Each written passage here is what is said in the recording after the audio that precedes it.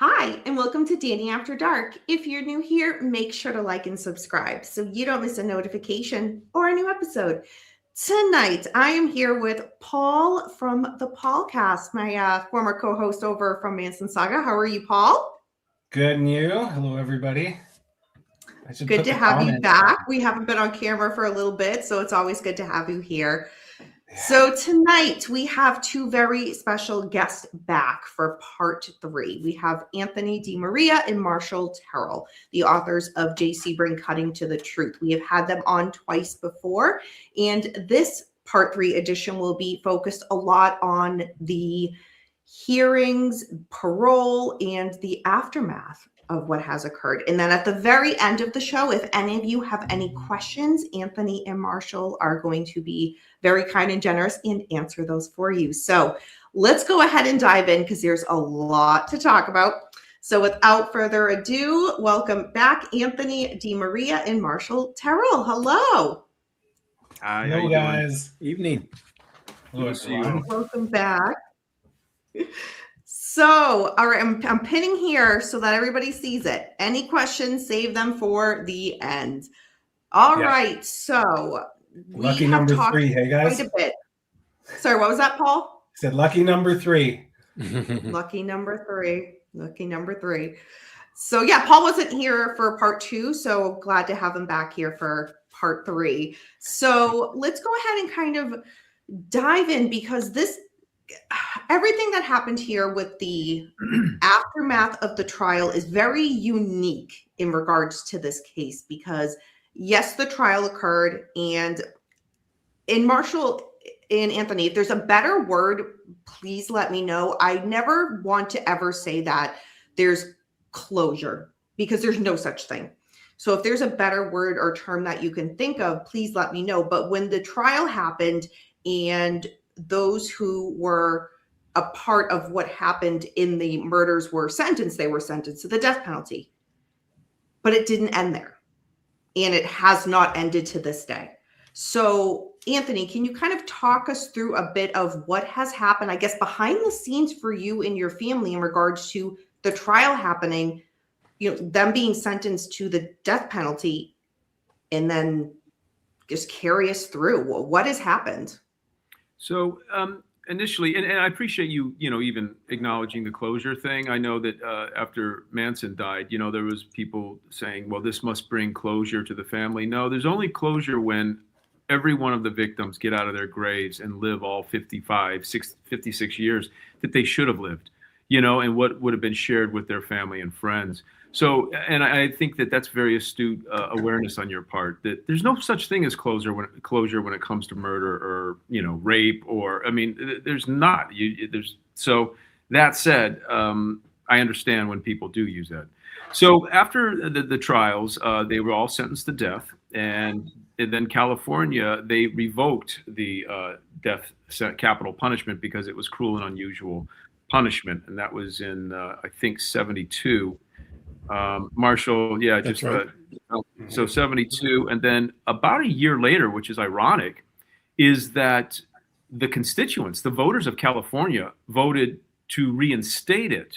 So again, this is an important point because there's going to be a common thread of the people who were passing legislation and making decisions, who are the leaders, but the voters and the people, they voted nearly a year later to reinstate it.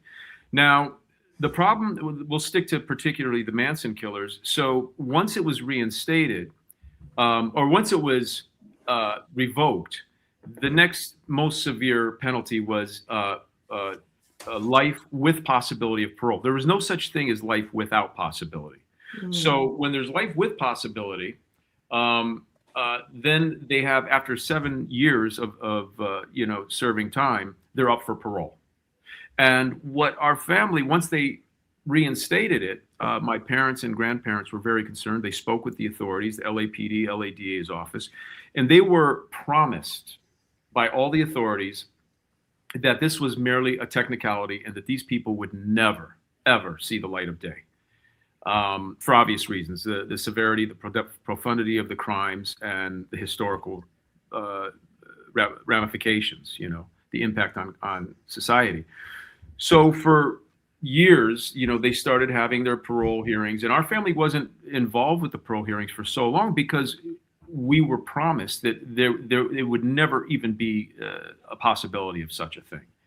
And of course, Gwen Tate, or Doris Tate, she's known as both, she really, she deserves a ton of credit because she really is an icon for victims' rights, not only in the state of California, but nationwide. She's the one who was able to pass, I'm not sure if it's legislation, but really make it possible for victims of violent crime to make impact statements.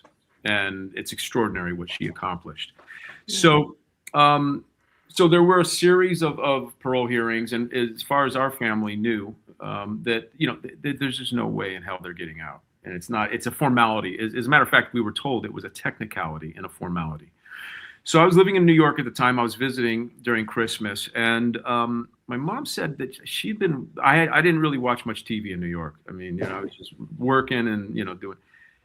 She said she was hearing on the news that some of the killers were actually being considered for parole, for release, real release.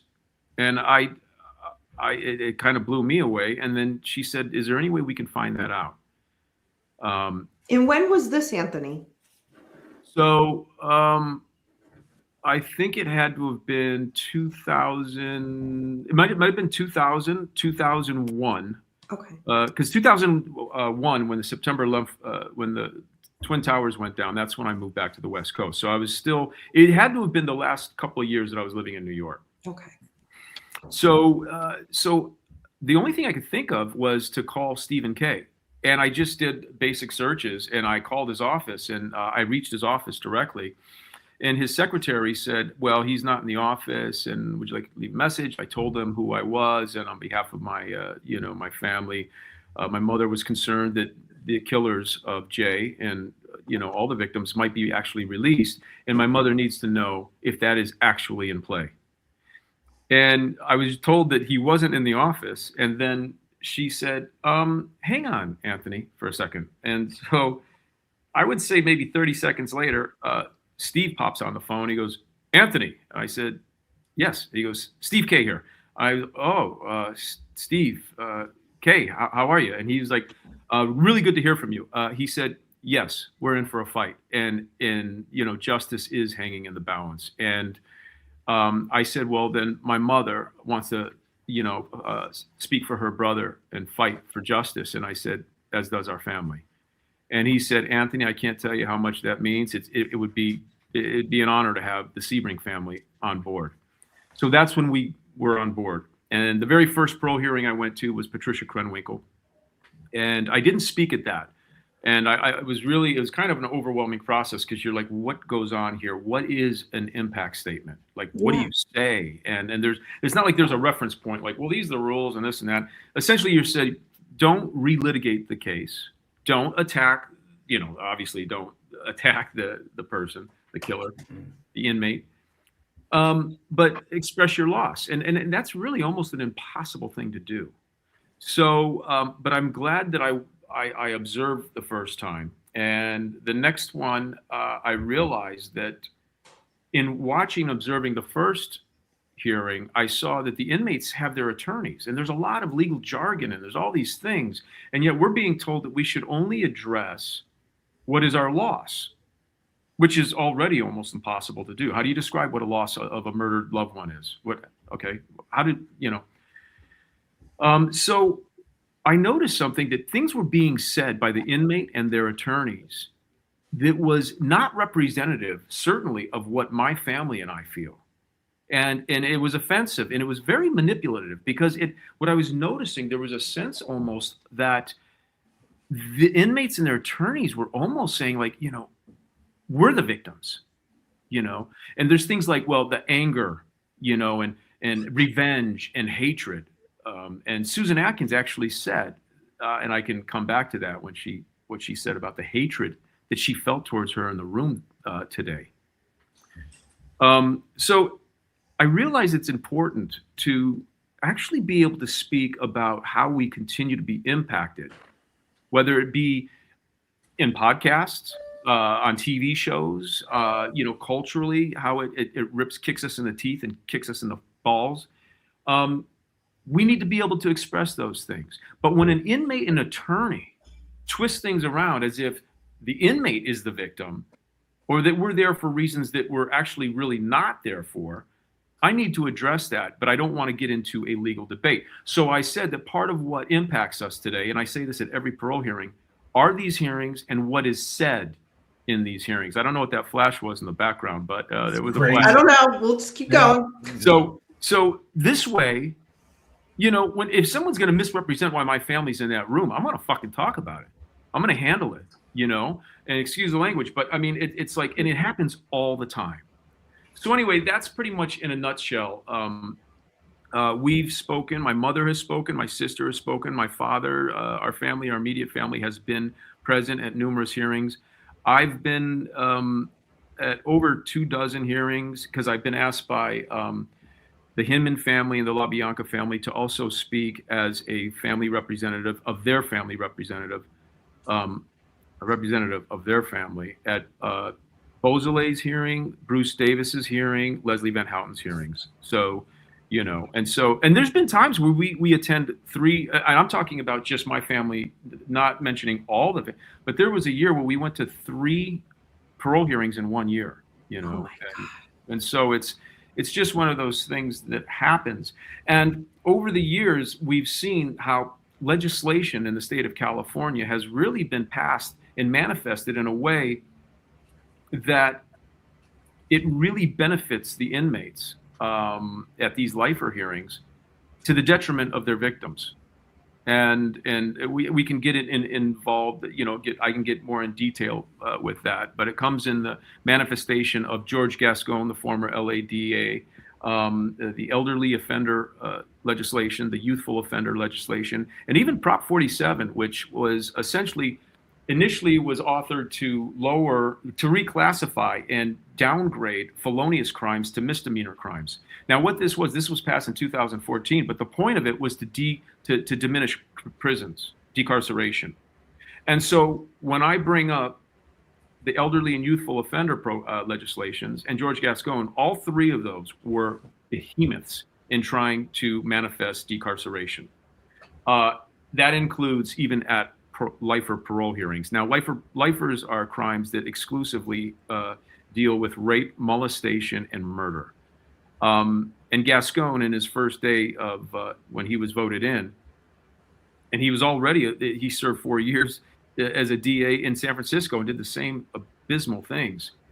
But he issued a mandate that forbid all DAs to be present at all LA County lifer parole hearings. And when I spoke with Donna Leibowitz, and I said, Donna, she was the previous DA that used to work with our families. I said, about how many lifer hearings are there a year, LA County? 1,000, more or less. So these are things that really made us go, what the hell is happening? The world's twisted upside down. And so this is something that, of course, for our family, it's just insipid. And it becomes something that is, the level playing field is no longer level. It's twisted upside down and slanted. There's so many. So I can talk about some very unusual experiences in the parole hearings, but I don't know is there anything else that in terms of the. I want to bring up something about decarceration. So I think it's twofold, and I think you'll agree with me, Anthony. It fulfills their agenda, but this is the part that people don't talk about. It also cuts the state budget. They're letting these people go. They want to shrink their population, prison population, because they want to be able to meet their state budget. And that is just crazy. I don't understand it, but nobody talks about that aspect of it. Anthony, do you have anything to add to that? Oh, hell yeah. And I'm glad you brought that up, because really, when we're talking about people being killed, when you stab somebody 56 times, I don't want to hear any talk about balancing the California state budget. Now, the fact that you brought that up, Marshall, it comes in twofold. Because first and foremost, it is 100% true that it's all about balancing the California state budget. And here's the thing. So when you do Prop 47, all these felony crimes are now misdemeanors. So they're automatically resentenced. And since they're misdemeanors, they're automatically released. In the very first year alone, 13,000 inmates were released. Wow. Now, That's crazy. And do you ever wonder why California is one of the most violent states? That's exactly correct. So, and here's the other thing. So now if you go to a Walgreens or a Starbucks or a CVS or any mom and pop marketplace and you steal less than $950, it's a frickin' misdemeanor. So if you call the police don't come down to file a report on misdemeanors. So all you have to do is keep your thing below $950 and you could hit a place 5 times a week and you're not going to get arrested. That's So now, crazy. so is Well, there that's what happened during the pandemic too. Oh yeah, It's not just crazy; it's been put into practice.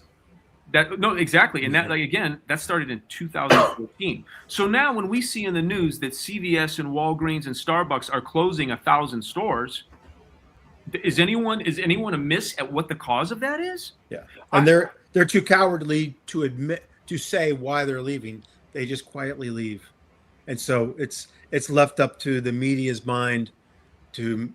Which they'll never say, but the reason is they're leaving is because of the crime. There's hotels. I mean, San Francisco's hollowed out for the same reason. Well, and the other thing is, I live very close. In my neighborhood in West Hollywood, I walk quite a bit, and I get to know the people that I see every day. At the grocery store, and I know them on first name basis. And you know what? A lot of them take buses to and from work, and they have to. I asked one of my friends, Nancy. I said, Nancy, how long does it take you to commute? With traffic, an hour and a half. Without traffic, 50 minutes to an hour. And I said to her, you know what? It's like a second job just to get to work.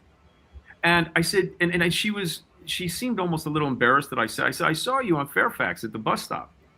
And she goes, oh yeah, that was me. And I said, I want to ask you a question. And I asked her, I said, you know what? You're a badass. You go, I see you at it's the drugstore. You deal with a bunch of numbskulls. I see it all the time. As a matter of fact, I've been a witness for them, and I have to bite my anyway.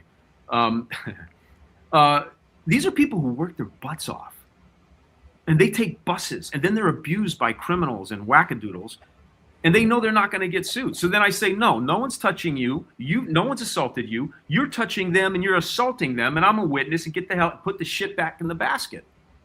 And these poor people working their asses off, and they're not backed not only by, their own politicians and leadership. It's because of Prop 47. Now, the thing is, what this does is it allows violent criminals and, these criminals to do violent things against the employees. Who wants to work at this place? They're not protected. And anyway, we're kind of veering off, but this is a massively self-destructive, pernicious thing. And so it's all the way up in the front lines of the hardworking people. And it's affecting people who are, that they're some of the most vulnerable people. It's not hitting the people who live in guard-gated communities, and not that I'm saying that it should hit them. But this is I don't understand this legislation, how it's passed. Now, what Marshall mentioned, at Susan Atkins's parole hearing, she came in and there was one time she was diagnosed with a brain tumor. And he essentially said that if she were released, it would save the state of California, I don't know how many millions of dollars. It was a number he put on it. I was disgusted. I said, any talk of dollars and cents in this room is repulsive. It's disgusting. We are not in this room to balance the California state budget. We are in this room because Susan Atkins killed people. The fuck? What are we doing here? And see, and this is part of the thing. It's like, oh, the families go to the parole hearings. They're angry. They want vengeance. I have to say half the time, I'm not here for Susan Atkins. I'm not here for, Patricia Cronway. I'm here for Jay Sebring, his friends. I'm here for my family, our families. I don't feel Susan Atkins had the audacity to say that she felt hatred towards her in the parole room. And my mother and father were in that room. And first of all, If she felt hatred from my family, she would know what the definition is. It wouldn't be that. And I was blown away that somebody who has all this rehabilitation and all this time to reflect would prop herself up as the victim. Yeah. The hatred that she felt from us. And my mother said, I feel no hatred. I feel loss and suffering and pain. I said, I feel no hatred. I feel love for Jay, for all the victims. How anyone could say such a thing, especially when you have all this state-funded, all these authorities, all these self-help group, and you're saying you're feeling hatred towards you when you fucking killed 8 people and an unborn child? This is how they think. And in particular, Patricia Krenwinkel and Leslie Van Houten. They prop themselves, and their attorneys do their best. They jump through legal gymnastics to make them the victims, and it's disgusting. And they're still doing it. And you know, Leslie Van Houten, just the thing about her is she's very cunning. She watches what she says, and she has all this time to prepare and present to the board what they want to hear, because ultimately they do want to release them. And so I'll give you an example. Yeah. She was interviewed on a recording. These are actual quotes by Marvin Part, her attorney at the time, December 29th, 1969. And she had said at all the parole hearings that I went to, which is upwards of 6, that at a certain point, first of all, she held Rosemary LaBianca against her will with a pillowcase over her head and a cord wrapped around her, so she couldn't see anything. When Rosemary heard her husband being stabbed with the couple's own carving fork and butcher knife, Rosemary said, "What are you doing to my husband?" And she tried to run. She leapt off the bed and tried to go in the other room with a pillowcase over her head. And Van Houten tackled her to the ground. Krenwinkel ran in the room. She restrained her arms as Krenwinkel was stabbing her. Now, this is very key, because during that stabbing, the knife bent against the collarbone of Rosemary LaBianca. It bent. So the knife was no longer usable. Now, Leslie Van Houten has always posited herself as following orders. Watson, if it wasn't Manson, it was Watson. At that point, she yelled out, "Tex, we can't kill her. The knife is all bent." Now, the reason why this is really fucking important, it's because she's not following orders anymore. She's telling a man with a butcher knife to kill her hostage. When she speaks at the parole hearing, you know what she says? She says, "Tex, we can't kill her." Now, again, these are all the parole hearings I've been to. She very cunningly omits the knife is all bent. That's astonishing. And it's astonishing that the BPH commissioners don't delve into that. And you know why? Because they don't care. Because maybe they want her out, and she is out now. But numerous times she said that some people would say, "What do you take responsibility for?" This is a verbatim quote. I take responsibility for 16 to 18 superficial post-mortem wounds, either to Rosemary's, Miss LaBianca's back, or the woman's lower back. It's important she says lower back, right? Because those are superficial wounds. You stab somebody in the back, that was that's a hip. That's no big deal, right? And they're superficial and post-mortem. She was dead. She must have checked her pulse before stabbing. This is what she said. Superficial and post-mortem, as if she's just like, that's it, right? Mm-hmm. I have to say, she was asked by her attorney what it was like when she stabbed and how it felt. She said, he asked her what she did, and she said, quote, this is verbatim, "I took the knife and I started stabbing, and I turned into an animal almost. And I just completely let out on that woman's back. I must have done it about 10 times. I blew my mind I mean, I lost control. I went completely nuts on that woman. That woman, by the way, has a name. It felt so weird. She goes on to say,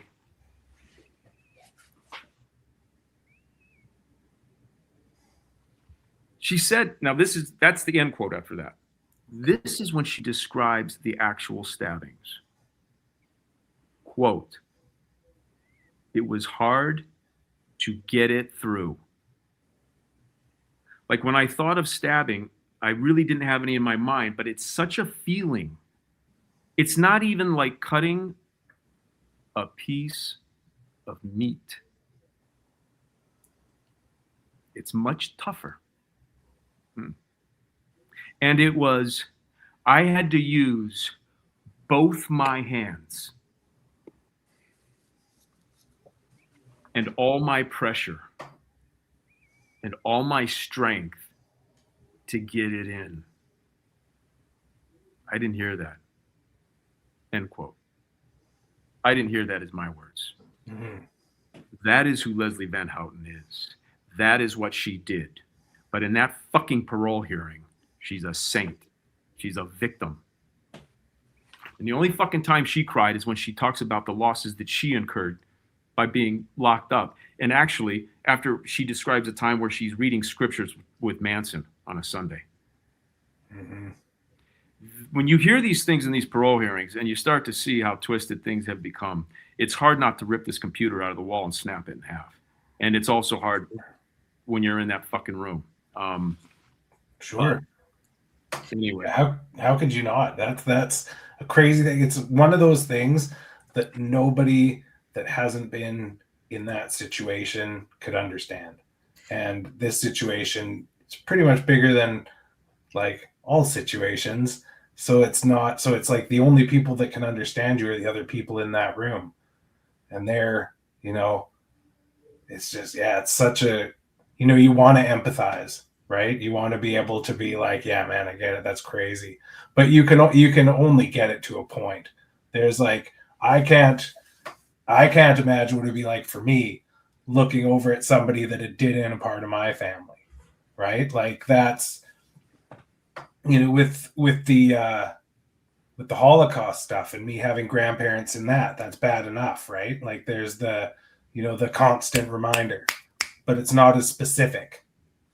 So it's crazy, man. I'm really, it's always really intense to hear about being in that room from somebody who is in that room and who's that close to it, as opposed to like a lawmaker or somebody who that's their job. It's like you're feeling it and they're moving you through. Well, Paul, and I appreciate you saying everything you said, and but I also think the fact that the self-awareness that you're exhibiting, when you say you want to sympathize, but I do believe that people can sympathize and empathize, and they don't even have to be in similar shoes. You know what I'm saying? Right. And the fact that you say that this is like something even more specific, which is a really astute point. However, what you're saying too is it's like something I've never been one to say walk a mile in my shoes. I hate that. No, sure. You know what I mean? And so, and maybe there's, but it's just so that really is. I appreciate that you say that, and yet I do think that there are plenty of people, and I think maybe you all are. You can imagine and you can feel sympathy and empathy. And isn't it interesting though that somebody would say, well, here's this kid that he didn't even know his uncle. Yeah, he was born or whatever. Some people would say he wasn't, and they don't understand that. I would love to sit down with them and say, well, yeah, well, you're what are you getting so worked up about? You didn't really know. I mean that and again, it's really amazing how people choose to think the way they think because it suits their desires, but mostly their insecurities. And when you have people trying to minimize the victims in all of our families that go to these things, that we're there for hatred or revenge and all that. And I'm used to. I don't care. When we first got involved in these parole hearings, there was people posting on some of these podcasts or these websites, whatever, that I was trying to do it for, to try to get an acting career. And I thought to myself, you clearly aren't in the industry because if anything, especially if you're good, if anything, being associated to a notorious murder is not only a distraction, it's a stigma. You want to run a million miles away from that. You don't want any of that. You don't want people knowing any of that shit. But again, that's one of those things you chalk up. These are people who just don't. They don't. It's super interesting to try to think of somebody being brash enough to be like, you don't feel like that, but like it's because it's such a famous historical thing that it's lost a lot of its humanity. Like, could you imagine, excuse me, going up to a random person who's like, you know, they see like me, right? Like I knew my grandpa a little bit longer than you knew Jay, like, but not like a lot. And that whole part of my life defined my life up to now. Like it shaped the way that I look at things. It shaped my empathy. It shaped a whole bunch of stuff. And it's not, and like, I feel that loss. And if somebody goes off about whatever Holocaust stuff, I'm like, well, fuck off. Like, you know, I didn't go through it, but they did. And the reverberations of that hit my parents in a hard way. Oh, yeah. Right. So then it hits you. And like, I'm lucky because at this point, like in where we are in the world, and it's easy enough to kind of like try and nip that in the bud for my kid, right? But it's generational. I mean, things like that that are that traumatic are gonna, like, that the thing that happened to your family rocked the world. Like there's no other way to say it. There's certain things that happen and it just tips the axis just a little bit. And that's one of those things that it was just like, world's completely different the next day.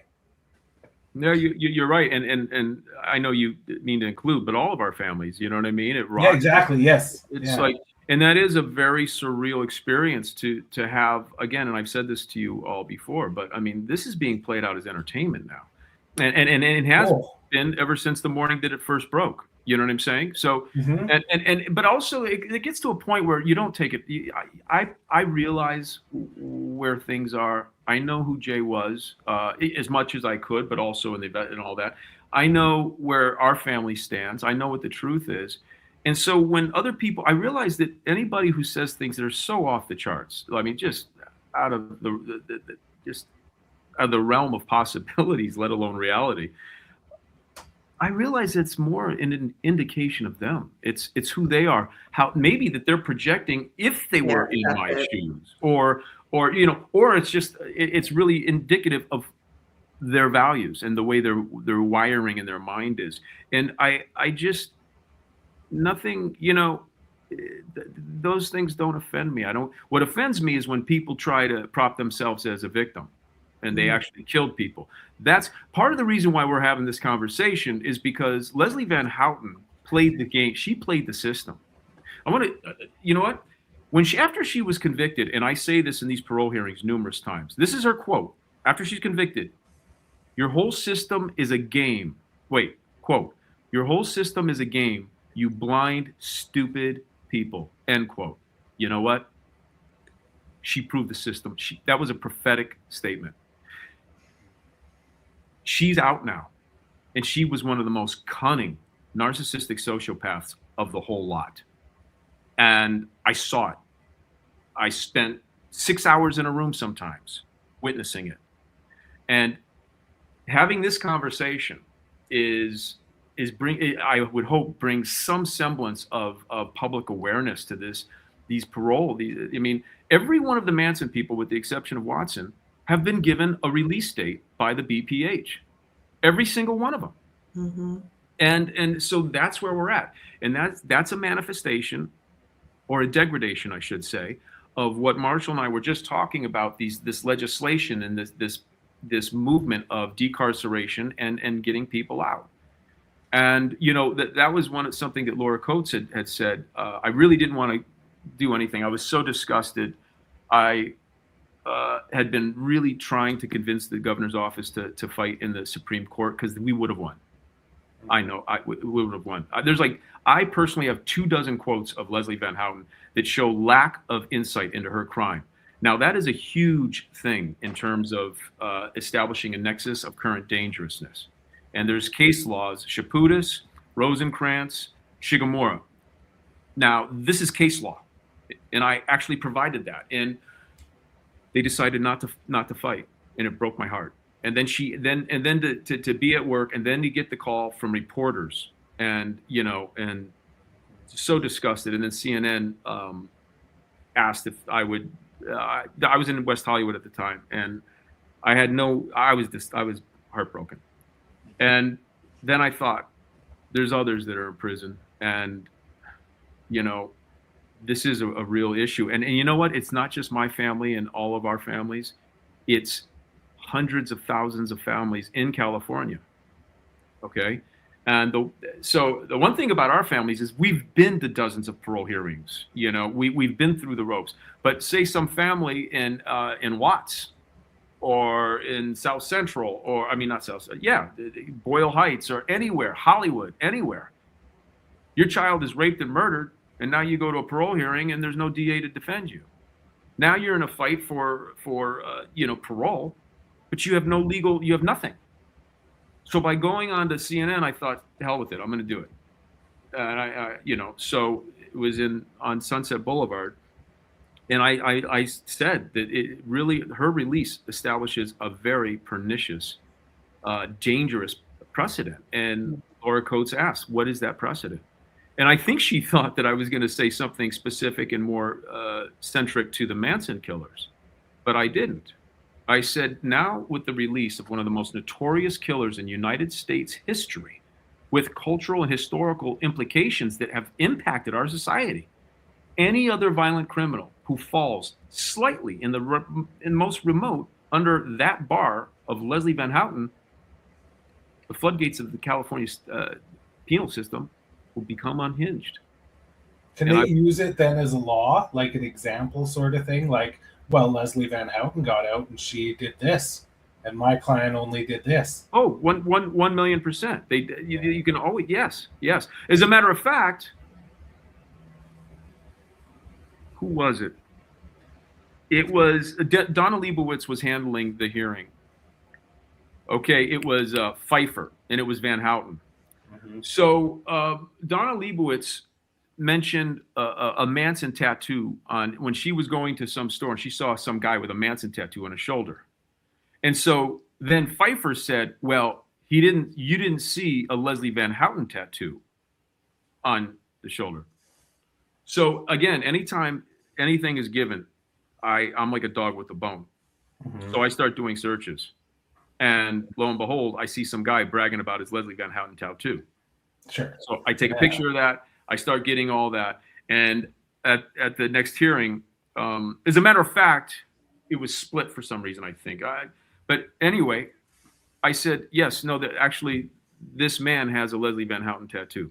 And then I said, and by the way, what Leslie Van Houten did, she restrained a defenseless woman's arms above her head as she was stabbed throughout her body. Manson didn't do that. Leslie Van Houten did that. And so I got into all the things that Leslie Van Houten did that was much more profound than anything, if you could even say this, than what Manson did. He was in a car miles away. Do you see what I'm saying? What do you got? I can see you're reading stuff, Paul. Oh, I'm just keeping an eye on the side there as well. I'm doing both things. No, you go ahead. Don't mind me. So, but again, these are examples of people who are saying things that you just can't believe what they're saying. And so, I appreciate, there's so much more that we could talk about that's in the book that with regard to the parole, but, well, and let me interject here. Let's just say Anthony didn't know Jay. There's still the hurt that his mother has. And he has, and in the documentary, he describes a Christmas where his grandparents were heartbroken. So, when your parent hurts or your grandparent hurts, you hurt as a family member.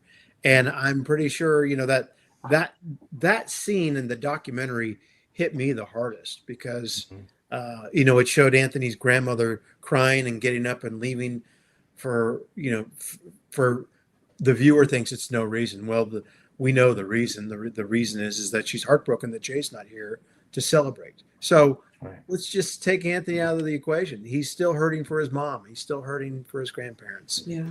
Who can be against that? No, well, changing. What's that?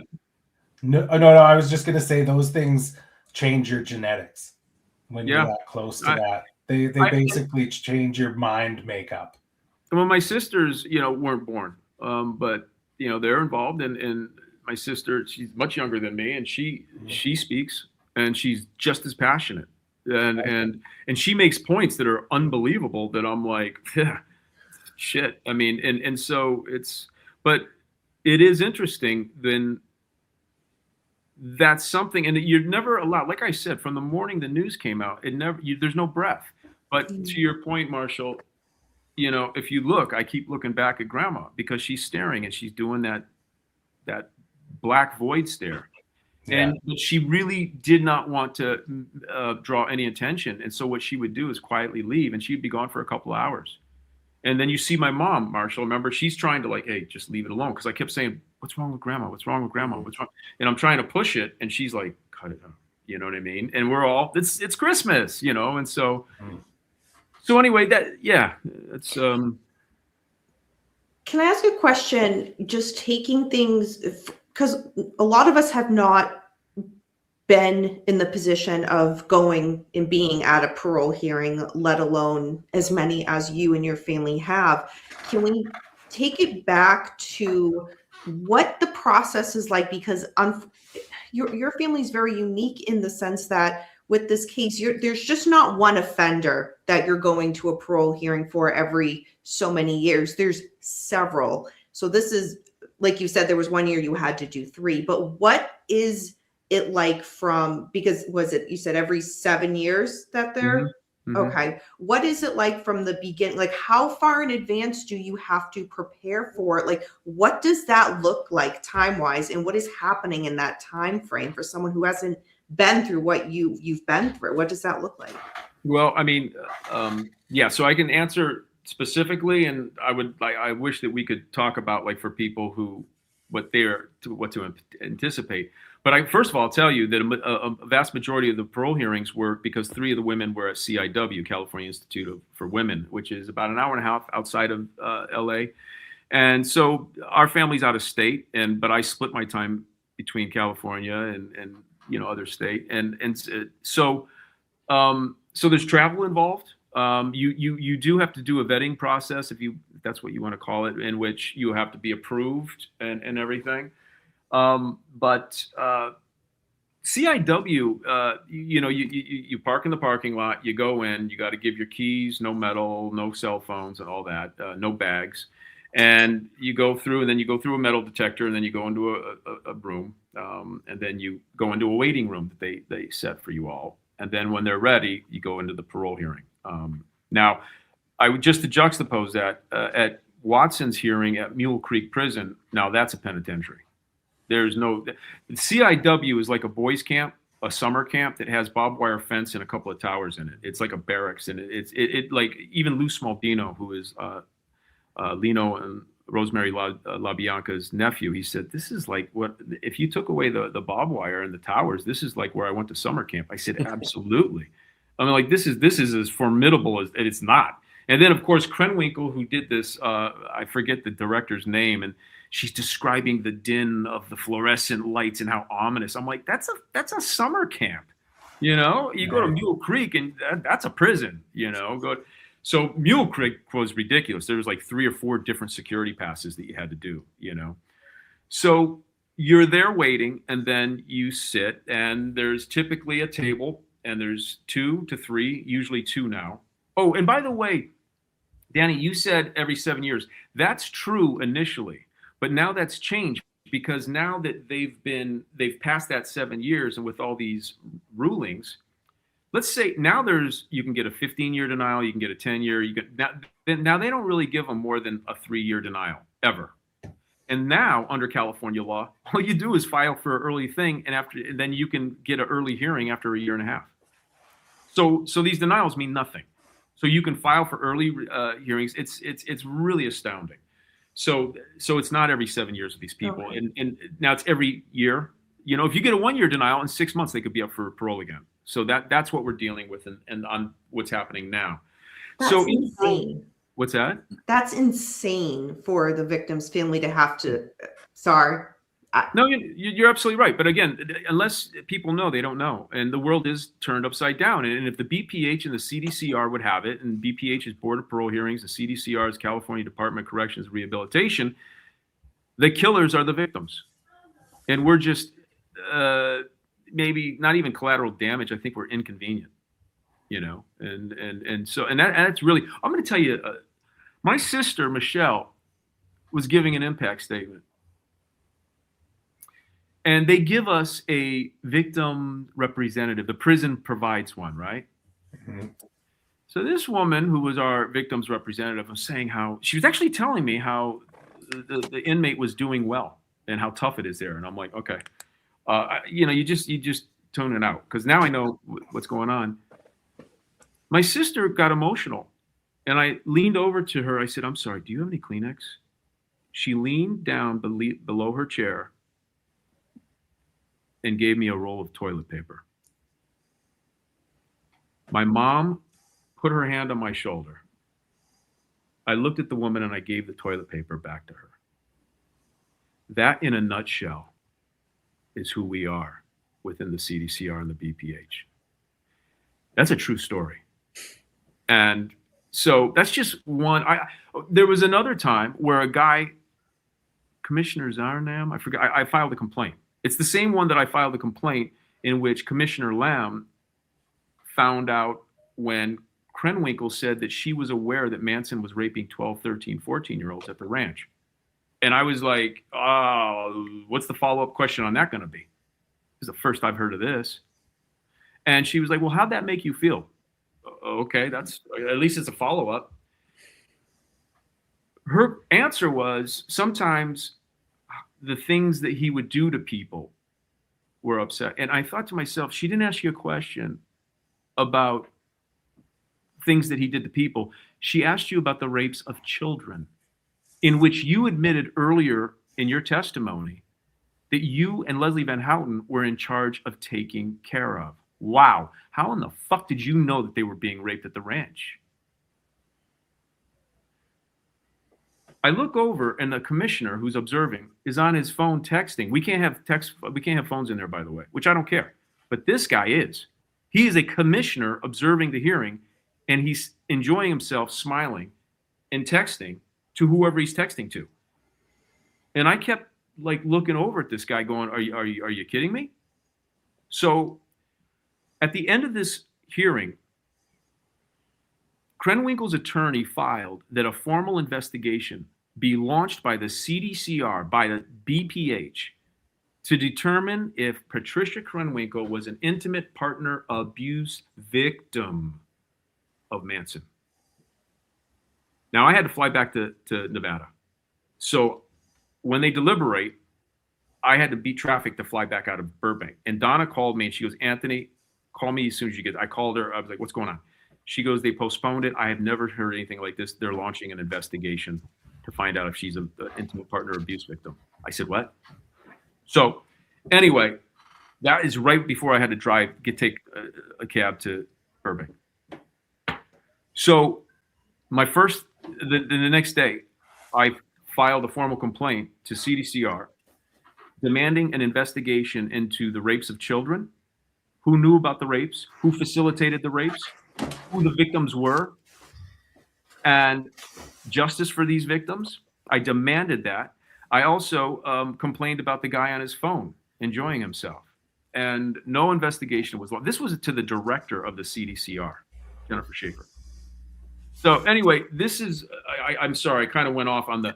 No, I'm curious. I'm curious. I've got a question for you actually about that.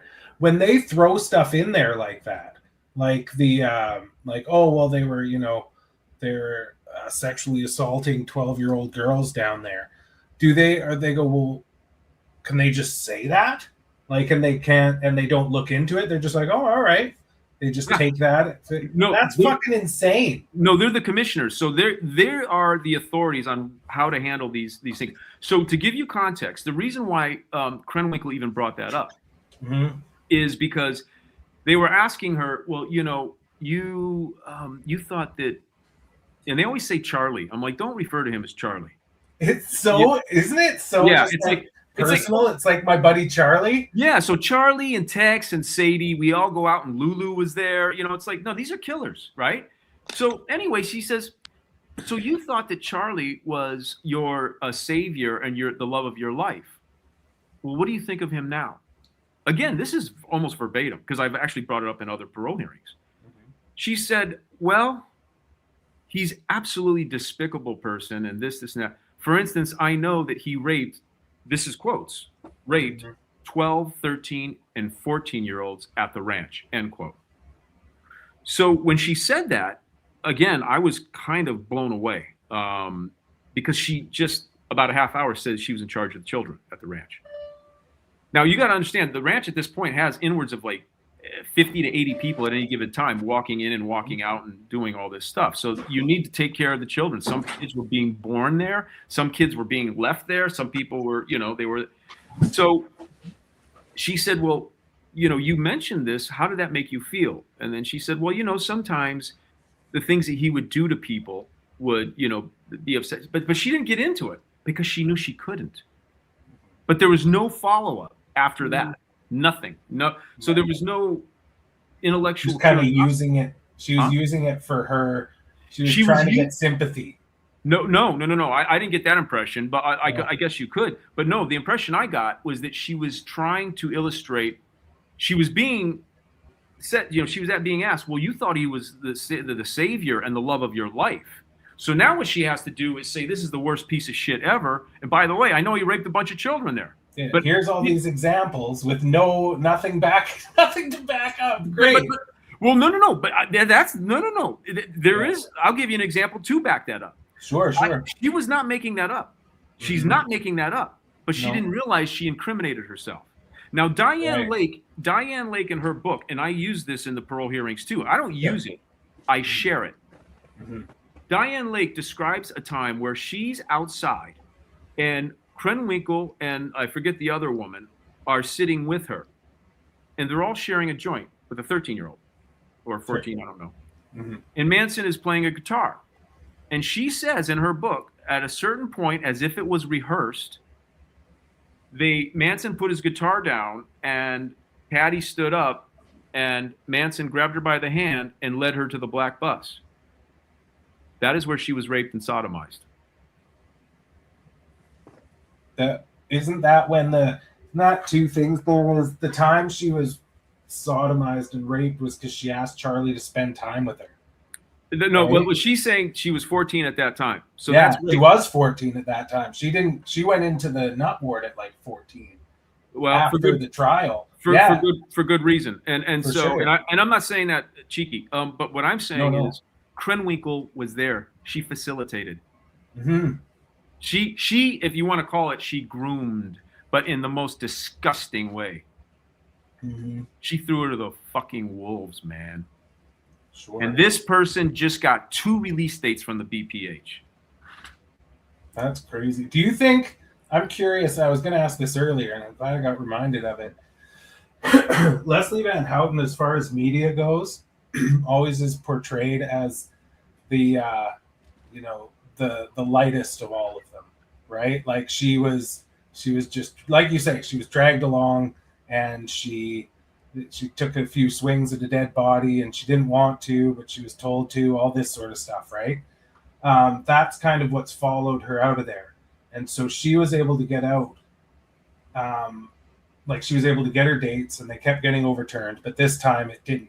Do you think because of how notorious Krenwinkel is and Watson is and Beausoleil is, and I guess, do you think that they have more sticking power, especially with Gavin Newsom wanting to go for the presidency eventually here? Do you think it's like he doesn't want another Manson person on his jacket, and if they went up to the Supreme Court, that he would put more effort in? No, I don't. I think that it's that argument by false correlation, right? I only killed 2 people, as opposed to Susan Atkins killed 8 or 7 plus a child, right? So, and Charles Watson, and so it's false correlation. But when you see the crime scene and you look, when I was doing research some of the things I encountered. So since we're talking about Van Houten at the Sure. Waverly scene, the things that I saw just by osmosis, it was the hell, Yeah. the horror of what happened in that room, and everything that she did. Again, she directed Watson to kill Rosemary LaBianca as she held her hostage. She restrained her arms over. These things are just as diabolical, if not more so. You don't even let a woman or any innocent individual to just try to cover up from being fucking shivved. Mhm. You're holding their arms over their head. You're holding her and telling her everything's going to be all right. We just want money. Everything's going to be all right, knowing that she's going to be butchered like a lamb. I hate to say the lamb. That's not the right word. But you see, I know what you mean. It's And so just what she it's did- something that's But here's the thing. She knew about Gary Hinman. She didn't go to the authorities. If she went to the authorities, all these people would have lived their lives, and she would be a free woman. Mhm. Well, she's a free woman now, and that's Mhm. disgusting. Now, so that's what I think people do. Well, argument by false correlation, false comparisons, and all that. She was very passionate. Her behavior at the trial is absolutely unspeakable. Mhm. And then when I look at what she says and how she continually manipulates, and it's about her. Do you know how many times she said, I take responsibility for what I allowed to happen, what I allowed to happen to me? And Krenwinkel says the same types of things.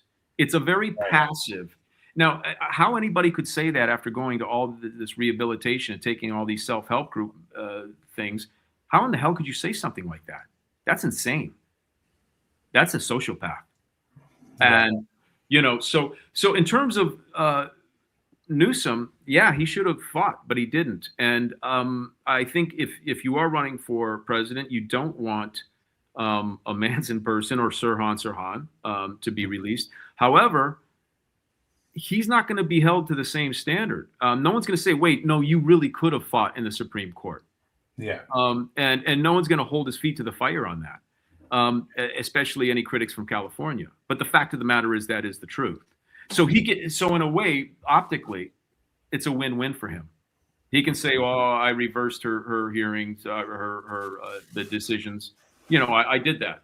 It was the court that did it. Oh, I got That's you. right. Yeah. That's exactly right, and that's what we're looking at, and that's the reality.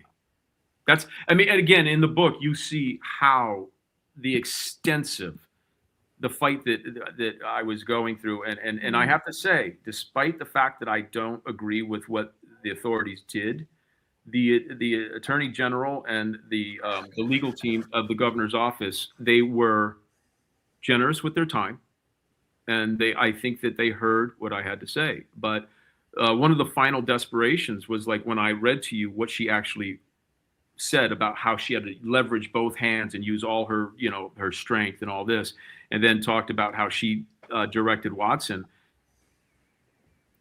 20 to 30 minutes after I sent that email, the governor's office called and said they called. There was a phone call and said that unfortunately they would not be fighting in Supreme Court. So, and that's not just like random timing. That message was very important, because that's the reality of who Leslie Van Houten is. I know we went a little bit off, but I do just think it's important just to jump back to when I'd asked to kind of walk us through like the process of the parole. Okay. I know you started to talk about the difference between the women's prison and where Tex was, but once you get in, yeah, I appreciate go over that a bit. Okay, so yeah, and I promise if you rein me in. So I have to do that with Paul all the time. I'm a pro. Yeah. So once you're in the room, the commissioners are behind a table, usually a pretty big table, and then the inmate and their attorney are seated next to each other. In the past, when the media was allowed, they would have a camera and a still photographer, and maybe the reporter would be seated somewhere, and the camera would be positioned somewhere. And then you have usually 1 to 2 armed guards in there, and then you have the victims, family members of the victims, and then you have support people, and then you have some prison staff that are there. So then everyone announces their names, they spell their names. Then the inmate, they ask the inmate if they're in, free mind, if they're able to think and they have any disability issues. No. Okay, good. And then what happens is they start asking questions about, they go through a series of things, whether it be the crime comes later, but they'll talk about what they've been charged with, what they were convicted of. And then going into what do they talk about first? They talk a little bit about leading up to the crimes, what the influences could have been that led up to the crimes. Then they talk about the crimes. Some people, like Krenwinkel recently, refuse to answer any questions, which is interesting. She does a documentary, but then in a parole hearing, she refuses to answer any questions, and she still gets a release date. All right. So, and then they talk about the crimes, if they agree to speak about them. Then they talk about, they talk about what their future plans are, should they be released. And then they get all the letters of support and they read some of them. I might be missing something, but then they start asking questions and, and it can go back to the influences. A lot of times they'll get into that. They'll get into the crime. They'll ask questions. They ask a lot about what they've done in prison, if they've had any infractions, blah, blah, blah, blah, blah. So they do all that, and then the DA, if the DA is present, they will give a summation. They will give their argument as to why they find the inmate unsuitable for release.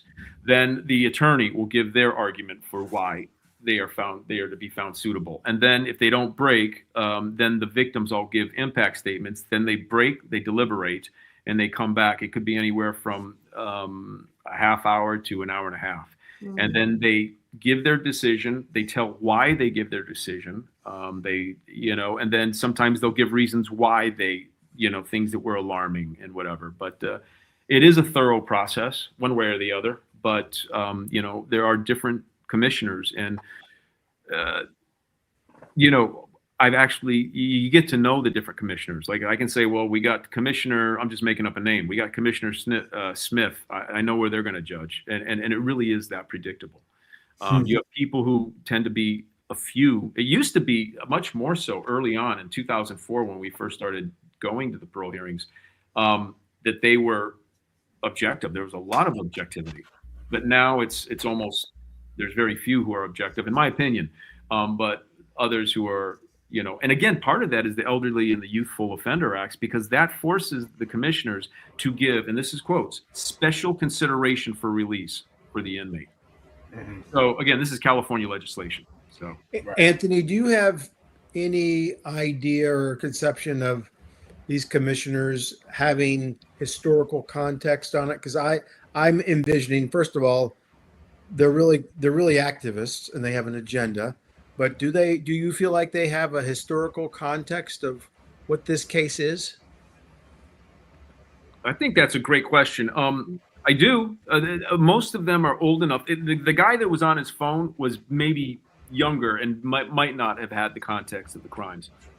But a lot of the commissioners, they appear at least to have been old enough to know about the context of the crimes, But I feel like when these facts are introduced, it's almost as if they're hearing it for the first time, and that there's no follow-up on their end, and they don't have any, again, any historical context other than they know of this crime, yes, but they certainly don't know any details. And if you're there and they're making their decision within a half hour, it comes across to me as if they already know what they're going to decide. Oh, I think that's many times the case. I also think that there is a little bit of, they're just overwhelmed. I mean, they do these hearings and it's just like, okay, another hearing, But one of the things I will say that was unique in what I've noticed many of these commissioners doing is, and just like a lot of people who are listening, a lot of people who watch the podcast, not podcasts, I don't want to because podcasts are good. They're, there can be some good stuff if people are really into truth and different things. However, there's people who experience these crimes, let's just keep it on that realm, through the entrenched narratives that have been established in the headlines. Mm-hmm. So when they ask a question like, so Charlie, do you think when he indoctrinated you, do you think he used drugs to indoctrinate you? And I'm like, holy shit. Okay. No one said the word indoctrinate in this whole hearing. No one said indoctrinate. No one said brainwash. No one. But you just did. And you're the commissioner. So you are putting words in her mouth or his mouth. So you've been indoctrinated. So that mitigates your culpability. Oh, shit. You stabbed somebody 16 times. Well, you were indoctrinated. Okay. And drugs. No. Because I would argue that they weren't indoctrinated and they weren't brainwashed. They shared sustained common criminal motives and intentions for either self-preservation or for a number of reasons. Mm-hmm. But when you have a commissioner asking, well, when he indoctrinated you, did he? No one, and I filed a complaint on that. I actually said it. No one said indoctrinate until you, Commissioner Lamb, said indoctrinate. You were the one leading the witness. That's exactly right. Yeah. And it's like, and so it's like the indoctrinate thing. And there was something else that I was just blown away. At one point, the same commissioner, she says to I don't remember if it was either Krenwinkel or Van Houten. Did you kill out of love or out of fear for Manson? And I wanted to raise my hand and say, Commissioner, I'm going to answer that question for the inmate. She is going to say both. And she said both. I mean, how about you just, since you're going to try to find out if this person is in any way dangerous to society, how about you just ask, why did you kill people you didn't even know? Why did you kill with zeal? Why did you splash messages in the victim's blood on your crime scene? Why did you laugh and taunt and spit on the memories of your victims and their families and perform for cameras with glee? Why'd you do that? Why don't you ask those fucking questions instead of giving them a double out? Oh, you loved Manson and you were afraid of him. You know what I'm saying? It's insane. Leading a horse to water a little bit. Yeah. Or a lot of it. Yeah. But in this case, a horse is insulted. Yeah, that's fair. Yeah. So you and the other families walk away from that hearing, and then what? For example, 6 months from then, you get notification, hey, we're right back, and then however many months to prepare and get. It just seems like it's never ending. There's no time for you and the family to kind of. Right now, Krenwinkel she and her attorney just filed a habeas corpus. So they are filing to reverse the governor right now. So we're being informed that they're challenging the governor, just like Van Houten's people did. Mm-hmm. So that's where we're at. So she can either go on with the parole hearing or wait until that's all finished, and then they can do all kinds of things. But yeah, so we're notified by CDCR. And then it's get ready to speak whenever the next one is. So, but essentially, when you get a firm, like, okay, it's a 3-year denial, that means they could more than likely they can come up for an earlier hearing in a year and a half. So, right. And I think this November is Watson and Krenwinkel are scheduled. I don't know. Okay. Wow. All right. Do you have more questions, Danny, or should we open up the floor? So I guess you partly already answered it, Anthony, was what is next? But you said Krenwinkel and Tex are up. And are you going to be a part of those ones? There's been some things going on that, my family is definitely going to be. My girlfriend passing away was a butt kicker. There was some couple of other things, and then unfortunately there was something that I can't get into right now, but it was very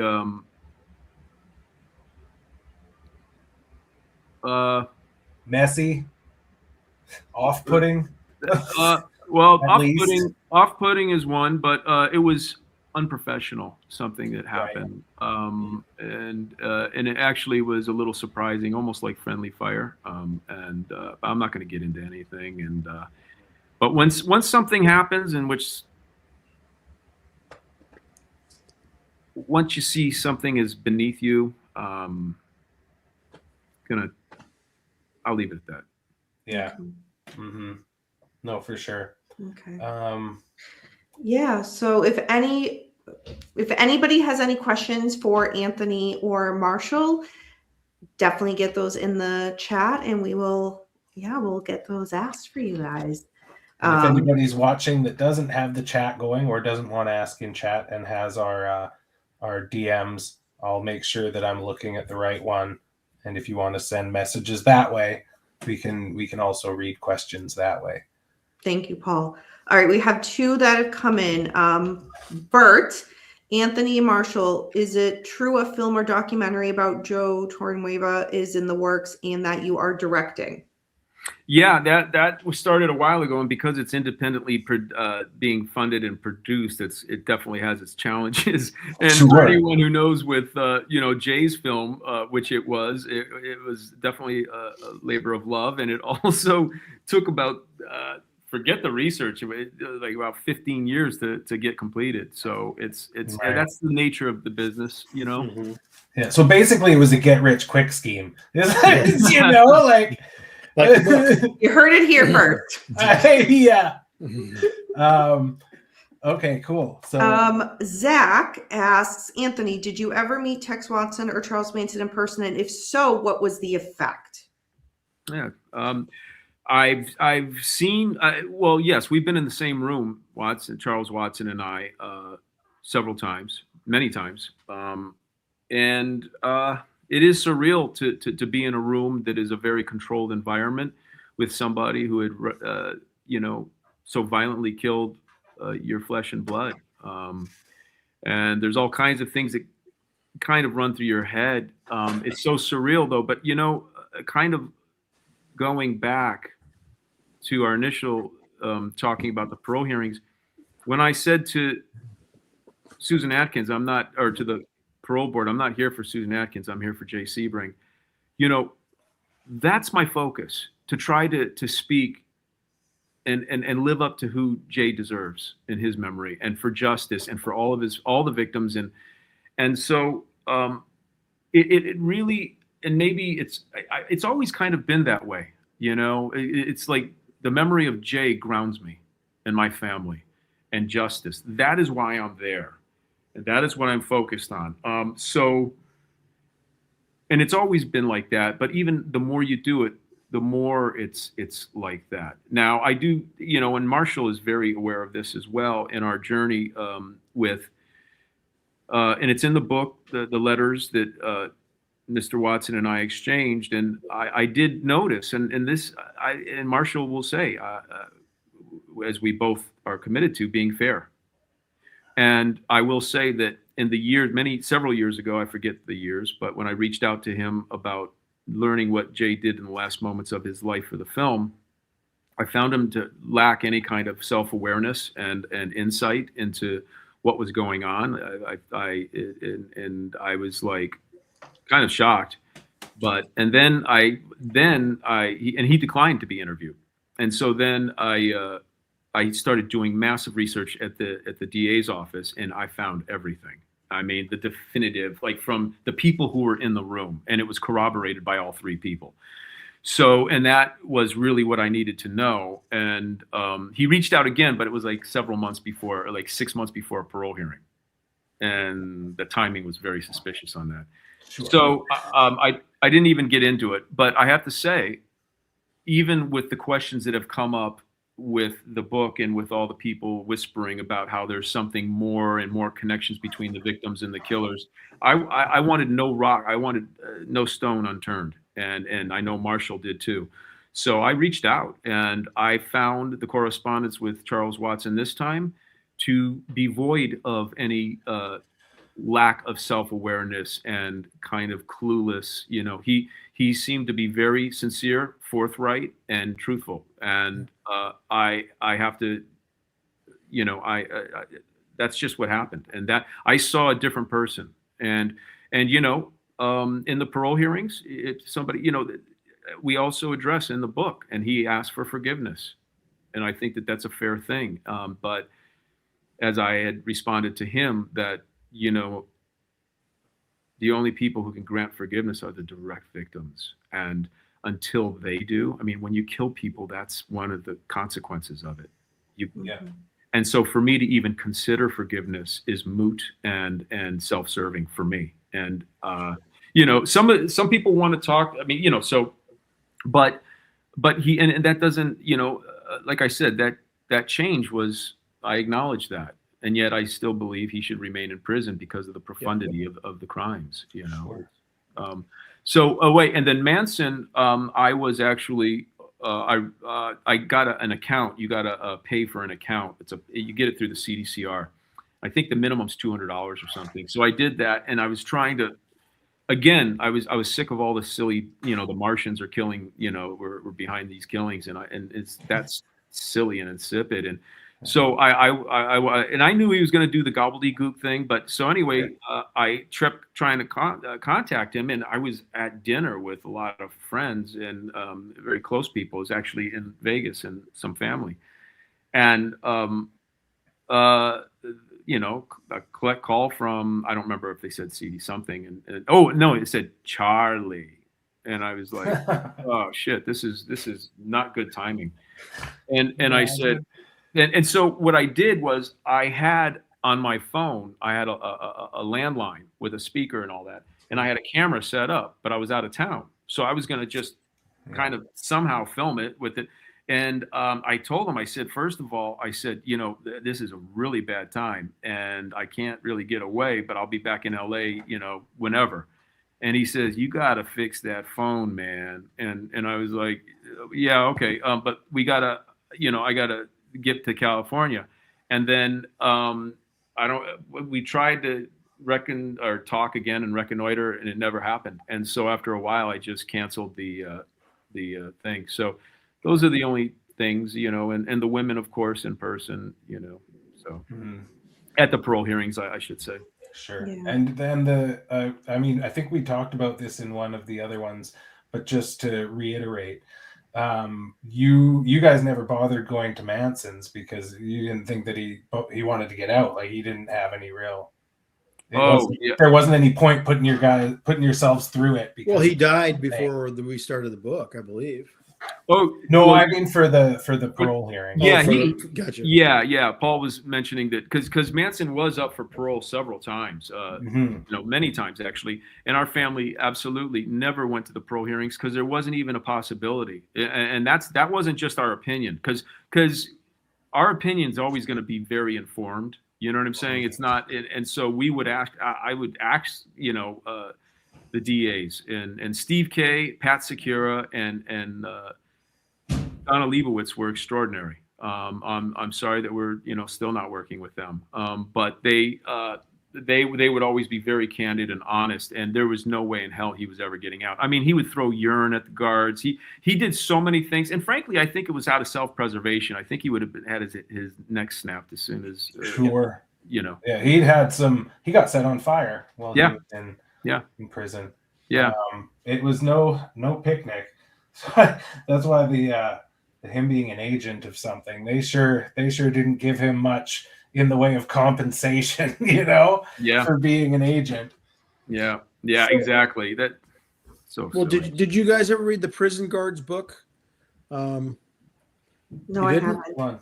Okay, you should read it because he says when he was on death row, he was a biker. He was a Aryan Nation member's bitch, and that so the guy was basically saying that Charlie was getting ready to be put to death, and he was a prison bitch. So, to your point, he didn't have it very good in there sometimes. No, then, of course, this legend started getting created, while he was in prison. But a lot of people don't know that little fact. It's great. It's crazy, man. The amount of stuff that went on in there. I'm kind of curious. One thing, like with actually, I guess I'll just wait till Anthony comes back because I'm kind of curious where in his mind. I'll ask him too, but I'm curious what you guys think about this. Where Manson's culpability lies in your minds. Is it like enough that he should, like, obviously he was a violent dude when he wanted to be. He was a part of he's done all this criminal stuff. So I'm not making a case for him as far as that goes, but I'm curious in this thing alone, like in the TLB murders, where does he land for you? Like, as far as, because you think that like, correct me if I'm wrong too, Anthony, but everybody's got they were all like one for all for one. They were in it, and it wasn't they were all being forced to do it by Manson. If that's the case, how does that land Manson with you? Was he an accessory, but he should have stayed in there, or do you have him just pretty much at the same level as the rest of them? I'm sorry. Can you go ahead, because I was just jotting something down. Marshall, do you want to take that? Well, I'm sure my opinion will be a little bit different than yours.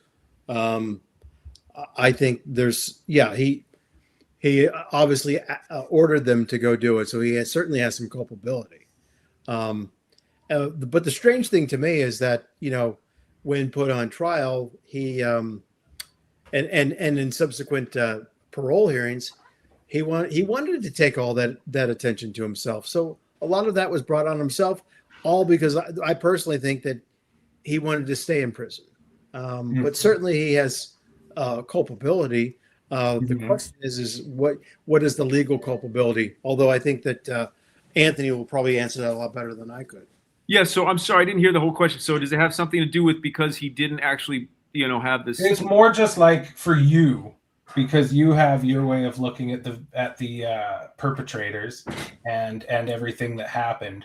For you, where does Manson land in all of that? Because for them, he's this is why it happened, is because of this guy. And so for you, as a victim's family member, where does he land for you? I think that, they're all equally culpable, really. I mean, the thing that is really different is that he does it himself. He says, well, I didn't do any of it. I didn't do anything. Yeah, they did it. And all the women, they're the ones who are like really, they take a different bar in this. And Beausoleil has said that he was, influenced, and Davis to a lesser degree. Watson, I'm not noticing it, but the women really play it up. And I don't know if it's because they really believe it. I don't think so. Or maybe they do, or maybe that's the narrative, because when you're being referred to as a follower and a disciple, and of course you're a woman, it doesn't make sense that you would plunge hunting knives into people. You know what I'm saying? And I don't mean to be, it's not being sexist, but it's a way that culturally people socialize and put people in cookie cutters, In the early reporting, they thought there was 2 men up there with, because straight out of the gate, because they didn't think that it could just be a dude and 3 women. Yeah. No, it's, and trust me. Yeah. A woman can do some serious damage. We can see it, man. Don't you think that Manson probably would have done a lot less time had he not created a circus? Had he hired a me or Anthony? I'm sorry. Me or Anthony? Who are you asking? No, it's to anyone. But okay. My thought is that it seems to me like, this was a chance for him to perform and a chance for him to get known. And if he had just kept his mouth shut like a typical criminal, hired a good attorney, probably wouldn't have gone to jail as long as he did. In one of the documentaries, Linda Kasabian's lawyer famously said if Manson had a competent lawyer, he would have walked on appeal. But the thing is, Manson was his own worst enemy, and part of that too is he had major damage and also major character problems, not just regular character problems, but had this mental stuff going on as well, right? So he's being put in this spot where it's just everything's going over, and there was no way that there was anywhere they were going to get a trial that they weren't known, because it was state and they couldn't take it out of they couldn't take it out of California. There was nowhere to take it out. So they, which is a terrible thing to do and a totally stupid thing to do. They're like, well, I don't get to be my own representation and you guys aren't doing what we want. So we're just going to make it a circus. And the way they talked was like, the laws, well, I don't believe it's that way. I don't believe the law works like that. And it's like, well, you can believe in one hand and like shit in the other and see which one fills up first, like it's not like that. And so that was part of the whole thing too. I like how much it was. I'm sure they all were loving the attention for sure. The thing that was interesting, which I was surprised that nobody really went into when they were there, like reporters and stuff like that, is because Bugliosi put the Helter Skelter thing as the main narrative and they're trying to start this race war and stuff. Why weren't they screaming that the whole time? They had cameras on them all the time. And they talked kind of like about, spooky stuff and were horrible to the memory of the victims and all that sort of stuff. But they didn't go off about this thing that was supposed to be the thing that got them to do it. And that's always been an interesting thing to me that nobody dug into that at all back in the day. I guess it was so crazy that everyone was like, yeah, I guess so. Like, as long as they're in jail, great. Yeah. And that's what Ivor Davis said in his book, is that no matter what the jury thought, the one prevalent thought was, we cannot let this guy out. Mm-hmm. I actually disagree. I think that if you look at the crime scenes themselves, the overkill, I think they would have gotten the death sentences, death penalty all across the board, all of them. Again, the one thing I don't understand, is I don't understand why Bugliosi didn't really get into, and this is something that, again, I don't see too many people doing in any other platform, because this is a Jay story. Mm-hmm. Fuck Manson, fuck all those other people. They're unfortunately he was killed, and so, but they really are no counts. Like, I find them absolutely uninteresting to me. I don't care about any of the stuff. But that said, whether it was the performance in the trials, whatever, they were narcissists.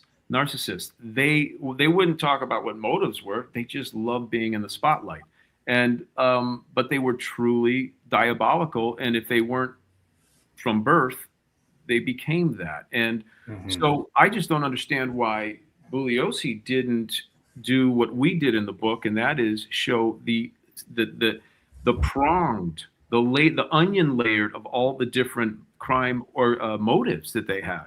And yes, I do believe Helter Skelter was one of them. Let's say of the 8 salient motives, that's one of them. But the main one was, which also was a racial thing, was to frame the Black Panthers to prevent retribution at the ranch for the drug burn of Bernard Crow.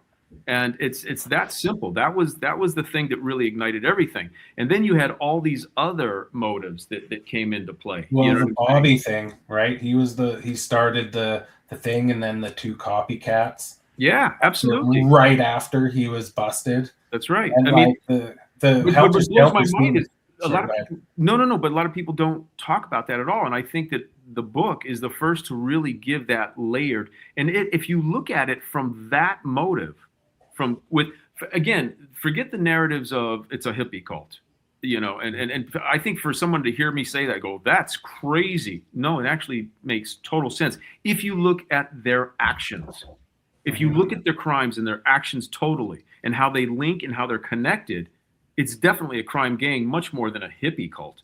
And everything starts to make sense. But if you start looking at a hippie cult, now, again, it's a conspiracy. Oh, no, it's the Candyman drug, and the mob's going to be involved, too, because that's kind of fun. You can't have as much fun unless the mob's in it. You know what I'm saying? And I'm serious. And that's where we're at. Right. You know what I'm saying? But if you look at things for how they are, all the other stuff is all bullshit. And it's like, I guess, I don't know. I don't think anyone really gives a shit, because people, at least people who enjoy the murders the way they do, they want them to be what they are for them, to suit their needs, their desires, their insecurities. So they're not going to, really care, but hopefully maybe someone who's just like and listens to what actually goes on in the parole hearings or what actually goes on. You know, I have to say, I mentioned the DAs who worked with us, and they're just so great. And Pat Secura, you know, he was phenomenal. And there was a situation where some guy writes an article and totally mischaracterizes something that happened, so that they could promote their own agenda and scope their own narrative. And essentially, they threw the authorities under the bus and created something that did not fucking happen, not even one iota. If anything, and it has to do with the Watson tapes. And the whole point of that is because now we're furthering other things and we're getting off on that, and so now everybody can either get off or make a buck. But the bottom line is the authorities, they were completely transparent and open about what we would do to file a FOIA, what the consequences could be. And they were completely open. We were denied precisely nothing, as was reported in this piece of shit piece. There was no bombshells. There was none of this bullshit. And by the way, we all left, all happy and in agreement. There was no drama, no nothing. And those legal authorities who are trying to do the right thing and be considerate and forthright and sensitive to the families and caring, they got fucking thrown under the bus by a really fucking piece of shit. And that it's disgusting to me. And I regret it because that guy uses my name in it. And he had a fact checker. I was like, no, this is not what happened. This is all bullshit. It did not happen. And then, so he writes that I was backpedaling. I don't backpedal anywhere. I don't know how to backpedal. I was telling them the truth, him and his fact finder, and it was all bullshit. And it's unfortunate, but there is a consequence to it, to people's reputations. And also, when you start writing shit as if it would undermine the original convictions, are you fucking kidding me? I mentioned what the concerns were. The concern is that these tapes would be used to exploit these crimes, and it would be very painful to our families, because we have over 56, 57 years of exploitation and sensationalism that we live with. This would have been one more of them. But then you're going to sit there and say, like, you're going to mess with with truth and reality and make it like there's something other, like maybe it would reverse the convictions. Are you kidding me? They're just going to get exploited. And so Watson's going to be able to talk about a murder that took place across a residence that he wasn't even there, and he doesn't bring it up in the tapes. You don't think that inmate and their attorney is going to fucking have a field day with that? Oh, this was never mentioned. Ooh, let's file for another trial. Oh, I didn't do that. That's all bullshit. And yet we know it happened. And these people, these men, these authorities were phenomenal. I think it's disgusting how they were treated. Yeah. Well, I mean, look at it's funny that you mentioned the Bugliosi in his book treated the officers like they were his underlings. There was somebody, I can't forget who, I think it was Stephen Kay. Yeah, he I told saw me an interview with Stephen Kay, and he said that he would be like, basically like, go get me coffee, bitch, or something like that to the cops. Yeah. They're like, fuck this guy. Well, again, Crazy. that's just another example of Bugliosi saving the world from these brainwashed, the face of evil, stealing your homecoming queens and your secretary daughters to kill people. Without Bugliosi, he saved us. You know what I'm saying? Superman. You just call him Superman. We'll know who you're talking about. Yeah. We have a couple of questions. Well, first one is a statement. Linda, Anthony, keep fighting, keep being a warrior for your uncle and all the victims. Thank you for all of this. It's been great. Thank you, Linda. Has a question. Is there a way to buy Anthony's book that he prefers that we go through? Thank you for sharing. Oh, Marshall. Genius Books. Yeah. Genius Book Publishing. And then, of course, if that's too hard, Amazon. Yeah. We'll throw links in for sure.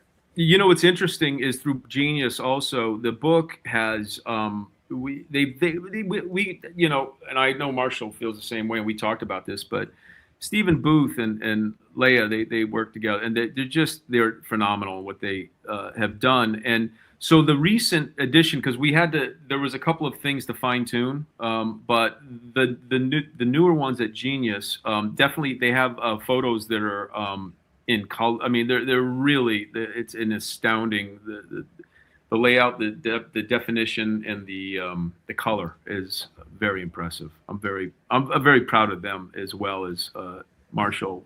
Yeah, they're very, very easy to work with, and we were not passive. Let's put it that way. Right. But they've been great. And, Marshall made a really good point, because he's written so many books, and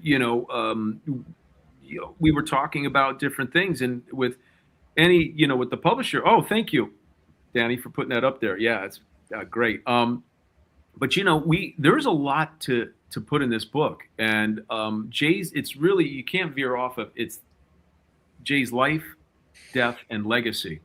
And so with the parole stuff and the distortion that continues even today, with all the narratives and all the agenda and such, we really were going comprehensive, and it is quite dense. And the publishers, Stephen and Leah, they really saw the importance and the historical relevance and cultural relevance to the entirety of this book.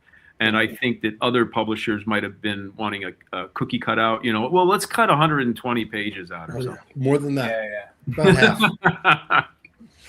Oh man. Zach is asking if we can read the new version in book club. We'll add it to the book club list, Zach. Don't worry. My 3-hour review clearly wasn't enough. We need to talk about it more. We'll have we have another question here. Anthony, what do you think was said between Tex and Charlie before the murder at the Sharon Tate and Roman Polanski's? Yeah, that's a interesting question. One of the things is that, and I think that this took place before, but so much about, again, this involves the sustained, connective, unified criminal motives and intentions, right? So one of the things that Watson did was he burned Bernard Crowe, and so did T.J. Wellerman. So there is this thing about you got us here, you got to get us out, and so go over there and do what you got to do or whatever. I don't know what, but one of the things that surprised the hell out of me in early on when I was is that they didn't actually know that Terry Melcher was living there. That they knew there was, quote, movie people there. Yeah. And that, but I assumed that it was Terry Melcher. This is many, many years ago. Sure. So, but I also think that what they talked about was to just kind of clarify, because I think they touched upon it, but really clarify why you're going there, what you're going to do, and you have to do it. You know what I'm saying? Because they were on the verge of being found out with Beausoleil less than a day and a half busted and in jail. So that was going to bring down everything.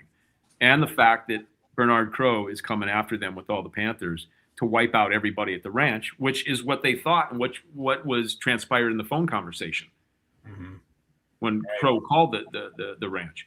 So I think it was just kind of, reminding and just kind of going over things again, I guess. I don't know, but we'll never know, and I think but I'm just thinking that if it's that close, it's just kind of, because they both knew the property inside and out. And I do think it was kind of reminding him why he has to do what he has to do. Right. Thank you. And not just for Manson, but as a group, you know what I mean? Mm-hmm. Yeah. So shout out to Marshall here. Kimber just realized you wrote the McQueen book. Yeah. And in that Greg Laurie book, Jay is mentioned. Nice. So not a question, but a comment. Weird Debbie M1619 said the documentary and the book are superb. I have told others about them. Thank you. That means so much. It really does. Yeah. I have a funny anecdote about how pervasive this whole thing is in everything and how you can't get away from it. I was sitting with my son the other day and he was playing a wrestling video game, like WWE, like straight up regular wrestling game. And there's an announcer and they're going off and they're all wrestling. and all this stuff's happening. All of a sudden, it's like, it's a helter-skelter scene and I was like, nope, we're turning this off and going and playing ball. I just shut it off. I like, nope, we're going outside now. That's crazy. But it's everywhere. Well, you know, to your point, I mean, in the documentary, we were going through things, and Johnny Bishop, he was cutting it, and we had this whole section of like how it's everywhere. And there's a fight with Sugar Ray Leonard and Roberto Duran, and the commentator says, yeah, and Sugar was telling me how the eyes of Roberto Duran remind him of Charles Manson. And it's like, what?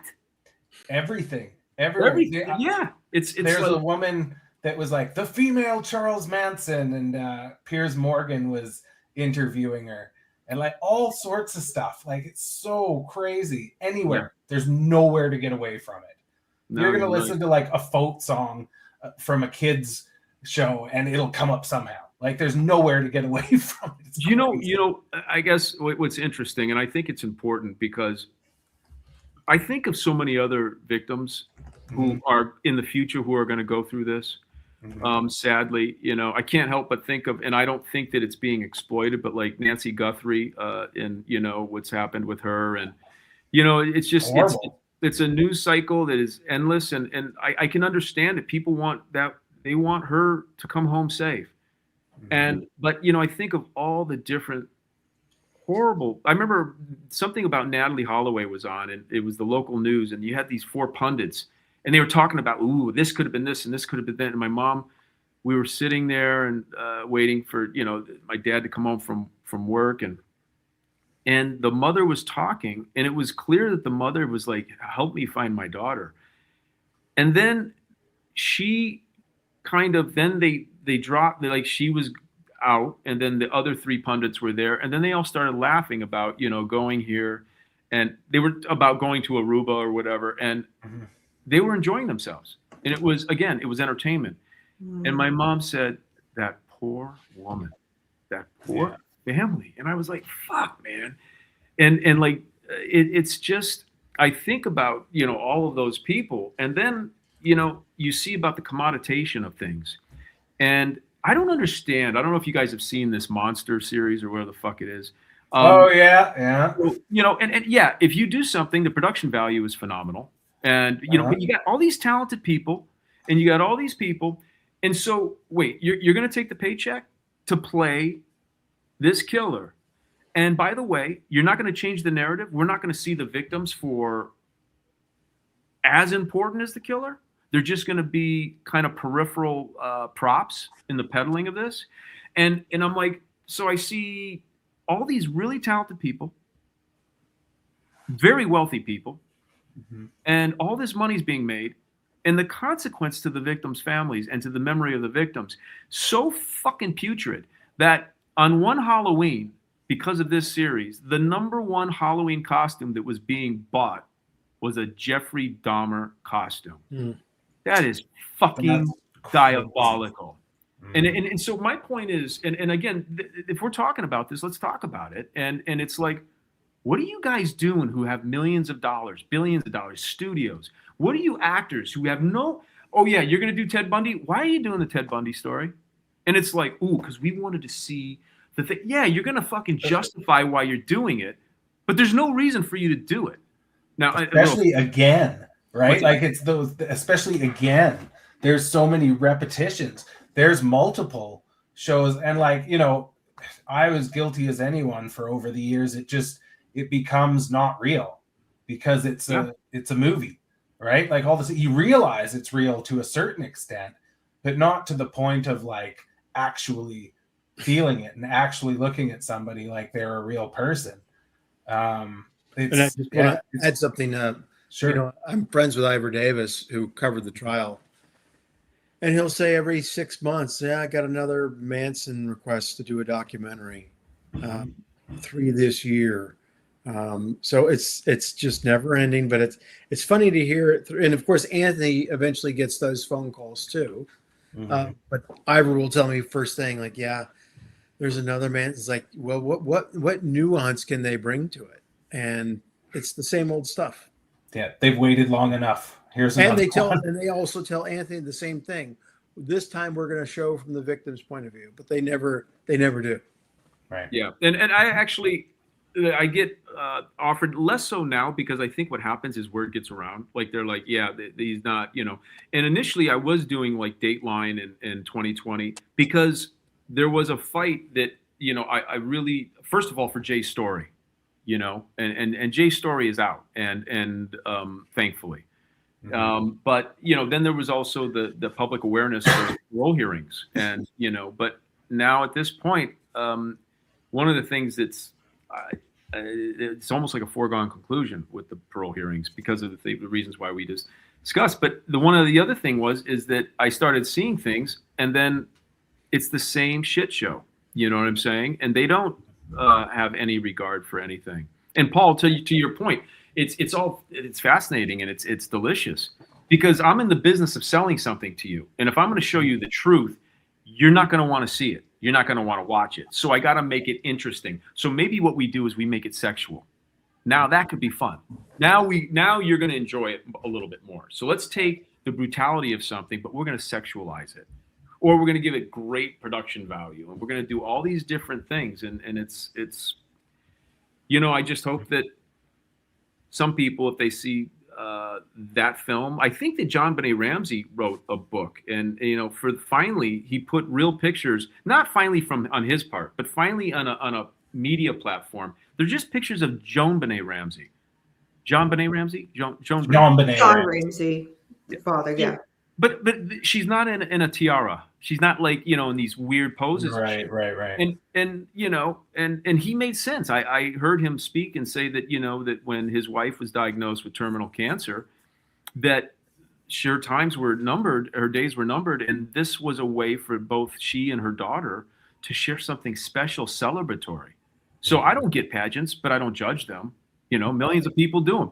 But my point is, we only saw pictures of her in these like she's a bizarre pageant kid. stuff. Yeah, and so that's how you sell it. We're gonna, and in their own way, they sexualized it in a way too. You know what I mean? Sure. Showing a 6-year-old in adult makeup. Some people would say, well, that's what she was doing. No, bullshit. She was blowing out candles. She had school pictures. You guys didn't want those pictures because that was reality. You know what I mean? This is one faction of this child. That's exactly. That's the only faction. Yeah, that's the one. But now it's the only thing. Yeah, like you say. There was another question here I didn't want you to miss because it was. Did you see Kane's? Yes, I did. Ask. Yes, Paul. All right, that's all you interrupted Danny. I know. Yeah, Paul doesn't know how a to habit. I actually really enjoy it a lot.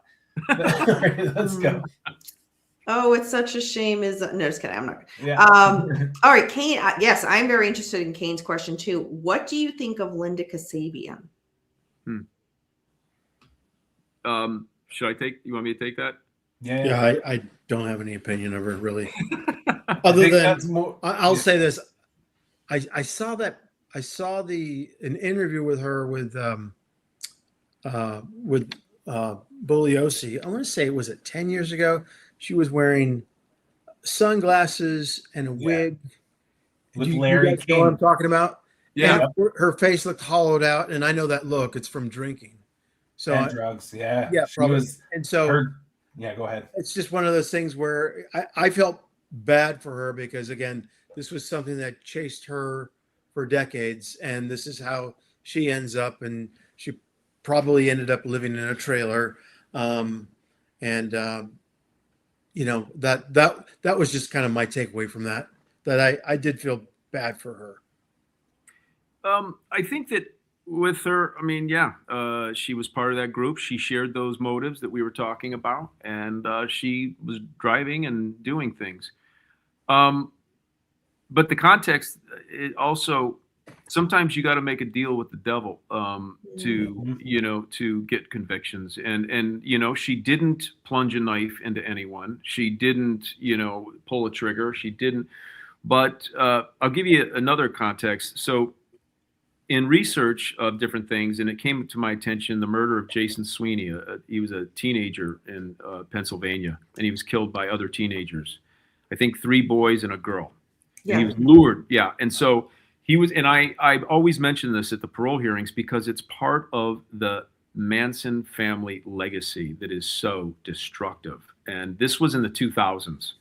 So anyway, he was lured out by a teenage girl and 3 others. They killed him with a hatchet, a hammer, and they continue to brutalize. It's a horrific case. And 2 of the teenagers, or 3 of them, were sentenced to life without parole.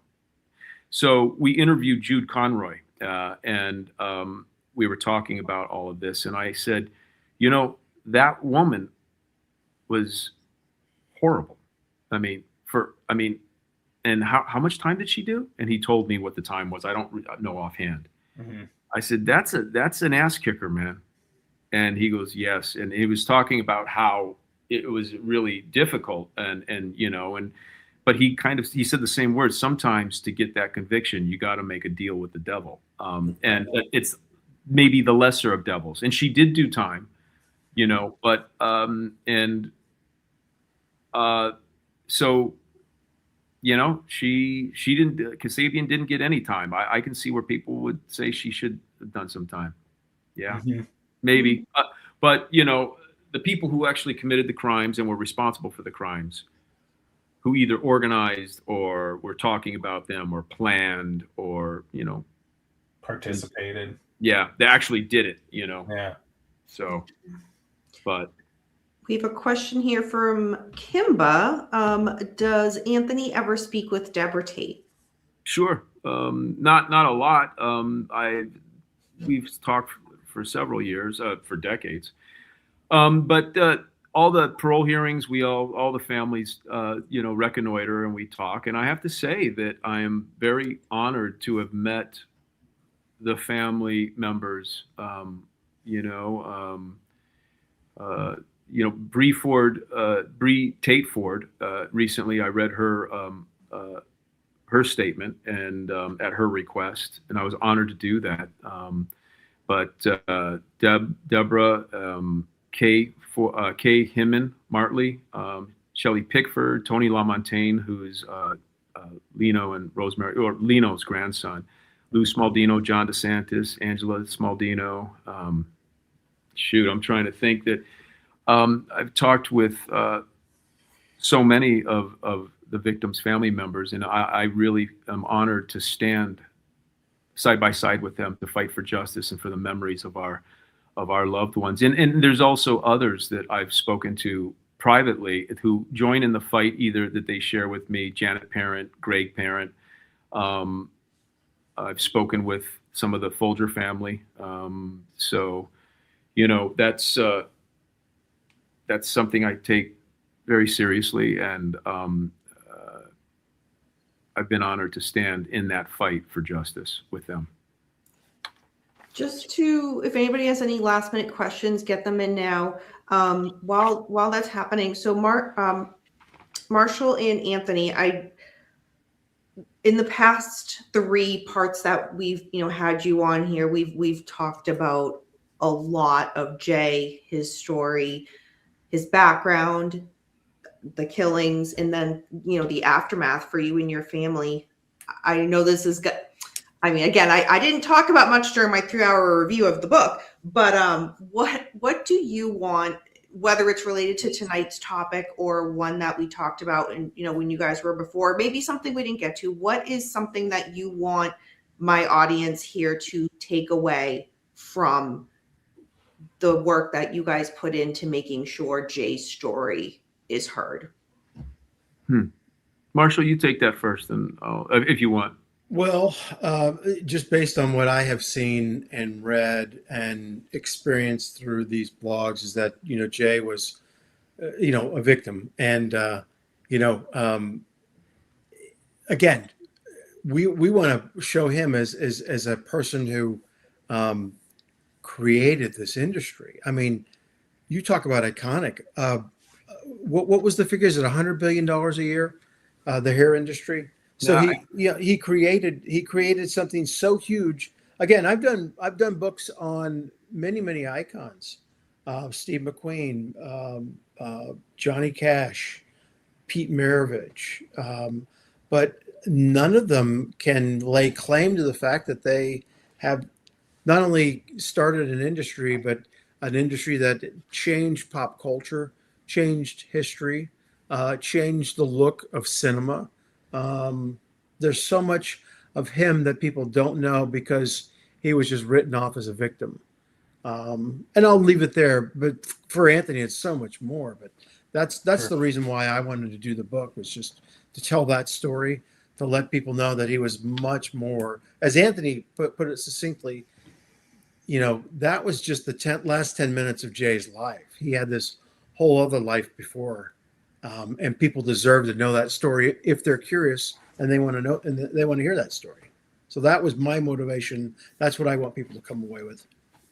Yeah, and I have to say, it's been always one of my life missions, and to have work with people. This is a huge undertaking. Jay's life alone and his legacy, and with people like Marshall Terrill, with this book, what we shared, it's an honor, and it's just, and it really means a lot to know that there's people who would regard that. Sometimes when you're dealing with this stuff, like when you're in those parole hearings and you wonder, has the world turned upside down? Am I the only one, or is our family, are we the only ones this is like perverse, So you start to wonder sometimes, does anyone really care? And then with Johnny Bishop and Chad Lane, Voss Beretta in our film, and my parents and my grandparents, all, the whole family, my family, it's really, I'm blessed to have all of this community in my life. And I'm blessed to say that Jay is my uncle. He's my flesh and blood. But in addition to what Marshall said, I mean, if we really look at it, Jay is much larger than anything Manson, any of those people, larger than he was murdered. He is, in fact, in those last 10 minutes, a hero. And maybe some people might say because he didn't survive, he wasn't. Well, I'm going to ask you, if you have a guy with a gun and a bayonet and two other individuals with hunting knives, and you and your friends are caught off guard, and you charge that man when you think you can stop him, is that a hero? When you fight, and had he punched him in the back of the head, had he gotten there, maybe things could have been different. I don't know. I'm not. But then you get up a second time when you're bleeding to death, and you try to fight, and your actions allow Abigail Folger to run for her life through the back door, and Wojtek to run for his life through the front door because of your efforts. If you don't think that's a hero, you're beneath any kind of bandwidth. But if we look at how he's larger, not only in what he created and the timeless cuts and all that, there's no Bruce Lee without Jay Sebring. And the different, and some people might say, well, that's really, no, you read the book, look and see just how much he fought. And again, this is not just my opinion. It's Linda Lee's opinion. It's Bruce Lee's wife who said Bruce's entire film career is because of Jay. There's so much more that we don't know what he was doing. I mean, we get a really good sense from the book, but also what he would have done. But what I would want all the people or anybody who reads this book or the film or is listening tonight, if you have a dream, to fight for it, to cultivate it, to elevate the world around you, and you can change the world. And it's going to take a lot. It's going to be blood, sweat, and tears. But fight for your dreams and try to make the world a better place. Jay did those things. And some people might say, oh, yeah, that sounds silly. No, it's not. Not when you look at it. And for any of the people who knew Jay, they know it. And when Billy Friedkin told me, after, he saw a movie, and he said, Jay was one of the most powerful people on the planet. That's like an understatement in a way. Now, again, this is not me saying this is deifying. This is just calling things for what they are. So these are some of the things that I hope that, but really, if you have dreams inside of you and you care about something, and maybe you can learn something from Jay's life story to inspire us. You know what I'm saying? Mm-hmm. And I know there's more to say. So I still have about 4 hours I can talk, but yeah, there you go. Yeah. Sounds I always good. find I really like the luck sometimes, and for the most part, is like hard work and happenstance. But you can't get extra luck without the hard work. And so and the work is sometimes thankless. And it's those people, it's like, how bad do you want it? There's the people that will sleep on a floor and eat like ramen and do whatever, but they know they're going to get there eventually. Like this is all just whatever. I'm going to get there. And that's you paint that really well in the book. And so that's good. It shows, like you say, you want people to know, well, this is what you got to do, right? Like you got to you got to feel like you're not going to do it, and then you're doing it, but you'd never stop. Like even if you have those moments of like, shit, this is getting crazy, you never stop, and you do what you need to do to get where you want to be. And so I think that's a great lesson from your book. I appreciate that, and that spurred another thought. Yeah, sure. I was talking with a man named Alan Bergman. He wrote he won 3 Oscars with his wife Marilyn Bergman. They wrote "The Way We Were." He wrote a song. Barbara Streisand won for Yentl, and they won for Steve McQueen's the original Thomas Crown Affair. They wrote "The Windmills of Your Mind," which is a beautiful, beautiful song. And we were talking, and he's a very nice man. He told me, this man is a legend. He's recently passed away. And we were talking about a film that he saw on Quincy Jones, and we had shared. He used to be Quincy's neighbor, and he was talking about something that he read or saw or something, and that he was a little disappointed. He said it was good, but he was disappointed. And he said, when I watch a film, when I read something, I want to know what makes someone tick. And I said, well, did you feel like the whatever project it was kind of like a cliff notes of the accomplishments? And he said, yeah, okay. And then we won this, and then he got that, and then I got that, and then he says, but I want to know what made that person do what they did. And I'm very proud to say that the film definitely, and this book definitely, and as Marshall pointed out, they both can do things in their own way. But we really, a number of our friends and readers have said, I feel like I got to know Jay. But again, and this goes into what I was saying earlier, is that if you have a dream, if you want to leave a mark on the world, you read this book and you see how this man came up with something out of nothing and changed the world in his own way, and in a timeless way. You go to a restaurant and there's a Jim Moore. You remember when we went to dinner with Scott at Pache on Laurel Canyon, and there's a picture of Jim Morrison with Jay's cut on the wall. And it's like, and what's kind of nice, and this happened on the set of Deadwood. I don't know if so there was a prop man. I'm sorry, am I going off? Should we even? No, you're good. No, that's okay. You go ahead. Well, it's interesting because on Deadwood, yeah, he was the prop master, and he was great on Deadwood. Very, So then I did another series with David Milch called John from Cincinnati, and I played this like crazy guy who stabs a guy to death. And so there's a retractable hunting knife, a big knife. Mm-hmm. So right before I'm about to gut the guy, I have him, and I'm like this, and then they go swap, and so then I have to throw my hand outside the window of the van, and then I get it, and then I put it right back to his throat. And it has a retractable blade, and he has this like metal kind of pad with the pad over the top of it. And then I put it right back to where it was right before we cut. And then we pick up the scene, and then I just start fucking gutting them. And then we do the whole thing. Mm-hmm. The reason I'm telling you this story is because Manuel, the prop master who gave me the knife, is wearing a Manson Unplugged shirt.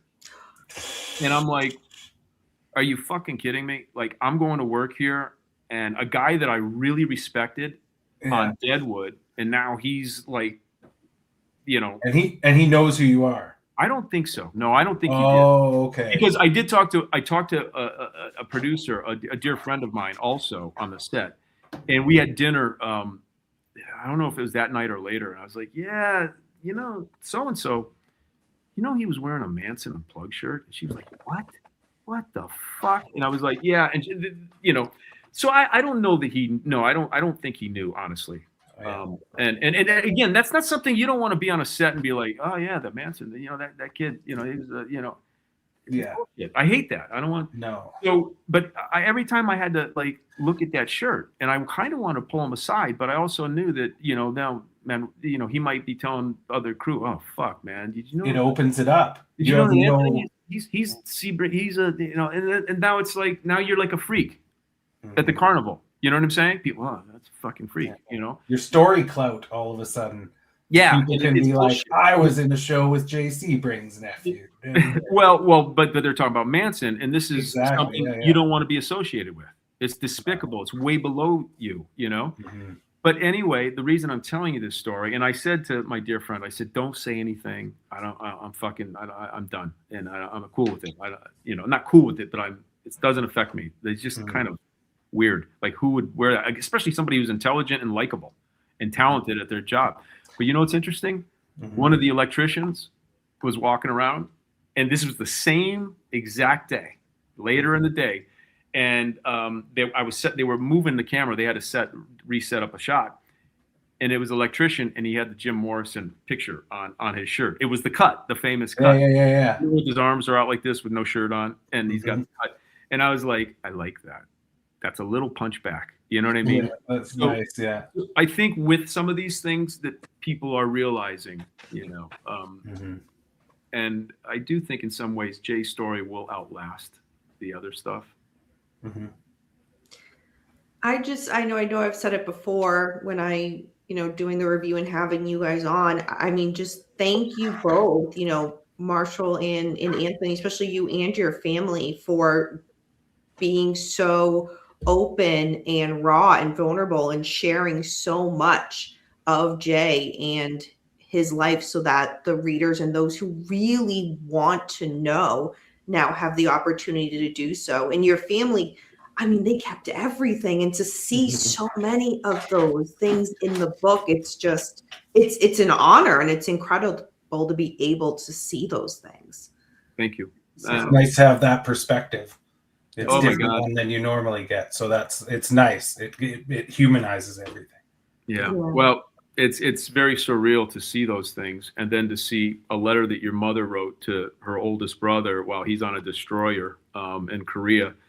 And it's her writing, and she can barely write. And it's weird? Why did he save that letter? Do you know what I mean? This is Jay. He's like 20 years old. Mm-hmm. And he saved that letter. He saved letters from my mom. Our family saved all the letters that he sent while he was in Korea. Mm-hmm. His parents saved, but they did that with all the kids. You know what I mean? But we have letters of when he was Tom Comer, apologizing for sassing off to his father. And I promised to clean the stairs with a toothbrush diligently and get up on time. And see, that was his punishment letter, right? And he had to clean the stairs with a toothbrush. And they saved that. They saved everything. And, like my grandmother and my grandfather, but they saved every article. And we have trunks of these things. We have trunks of documents. We have trunks of documents at the shop. What happened after Jay was killed? I mean, they saved everything, and it was like it was meant to be. Yeah, right. What an amazing thing to have that. Yeah, and to be able to use it for the book and to help tell the story. The most exciting thing for me was there was an original drawing or schematic of the original store. It was going to be on Sunset, if I'm correct. Yeah, I think it's where we found it because it's where the Home Depot is now. Yeah, it's like the 8800 block of Sunset. No. 8800 is further west. This was further east. This was like east of Hollywood even. It's on the south side of the street. But yeah, you're right. It's the blueprint of his original plan. Yeah. Mm-hmm. Yeah. So we know the store is iconic, but the original idea was with another actor, and that somehow or another fell through. But it was cool to have these artifacts to look at and go, wow, I can write a couple of paragraphs about this. Yeah, of course. Yeah, that's awesome. Yeah. And then, but to have personally written letters from Bruce Lee and from Robert F. Kennedy. And it's like, again, and Robert RFK is saying how much he's looking forward to seeing Jay when he comes back to LA months before he's assassinated. Do you know what I mean? It's like, it's history, and it branches off into, so much. Right. Anyway. Wow. Unreal. Well, thank you so much, Anthony and Marshall and Paul, for being here for this, and to take, again, all three parts, for you to be, both of you, be so generous of your time and to be able to share this for Jay's story. And again, everybody, if you have not picked up a copy of Jay Sebring Cutting to the Truth, please do so. Zach requested we add it to the book club book list. We will do that. So, Perfect. Any last minute things that you guys want to say before we head out? No, just thank you for your time, and we felt very comfortable with you. That's why, we wanted to give you that time. I don't think we're going to give this sort of time to anybody else. Yeah, no, that's well said, Marshall, and definitely thank you on behalf of my family, my entire family, to actually all three of you, but Danny and Paul, because of your regard, and I think in a way you've opened the door to possibly a group of people that probably wouldn't give much care to the perspective that is ours and that is very real, I hope so. But yeah, so that means a lot. And I also think that, Danny, I know that you both do in your podcast with everything, you continue to almost, like I would say, fight the good fight, in that, there is the true crime. And by and large, it's almost exclusively sensational, exploitative, and almost corrosive. But when bringing the victim's reality and perspective, which I believe you both do, that is a very noble and important endeavor. So we thank you, and Marshall, for that. Thank you so much. That means a lot. Thank you very much. Yeah. Thank you. Well, thank you everybody for tuning in. And if you missed this live, and if you have any comments or questions, leave them in the comments below, and I'll get back to you guys. So thank you again, everybody. Thank you again, Marshall and Anthony, for being here for this. Can I just ask one question? Yes. No one's gonna challenge anything? We're not going to hear about any challenges, or where did everybody go? I know. I was waiting. I threw it out there to people. I was like, come in, fucking ask your questions. Like, you're not gonna scare anyone. Like, if you want, the thing is, and what you're doing in this book, and something that we like to do, is add the extra perspective to things that there weren't perspective to. Because people will go off and be like, wow, what about all this stuff? And it's like, well, come and ask. You have an open floor here. You can do it. And nobody did. Nobody does. That's right. I had one gripe with the book. We've talked about it. It was one little name that was in the back, and I'm like, oh, it was such a great read until I got there. Yeah. All of a sudden, just Oh, that was my one gripe. And I guess if that's the only gripe I have with the book, then it's a good book. So. I appreciate that, but it is funny. People are very vocal on different platforms, and they're silent. And actually, I have a couple of people that I'm aware of that I've actually seen in person, and they were a different person when it was there. There was none of this bombastic, cutting, nasty shit. It was kind of stuttering and I'm not joking, like stuttering. I totally believe that. I don't know if it's a condition or if it was a little, but it's not the same person who's behind a computer. These are you ever seen that video of those two dogs barking at each other on either side of the fence, and as soon as they open it up, they just wag their tails and they get away? It's like that. Isn't it? The computer's the fence, and as soon as you're out from behind the computer, it's just like, oh, hi. Like, how are you doing? All right. Well, we gave those extra minutes, so if anybody wanted to come in with those hard-hitting questions, they did not. So there it is, folks. By the way, and Marshall will attest, the hard-hitting answers are in the book and on the film, but I mean, it's all there. Yeah.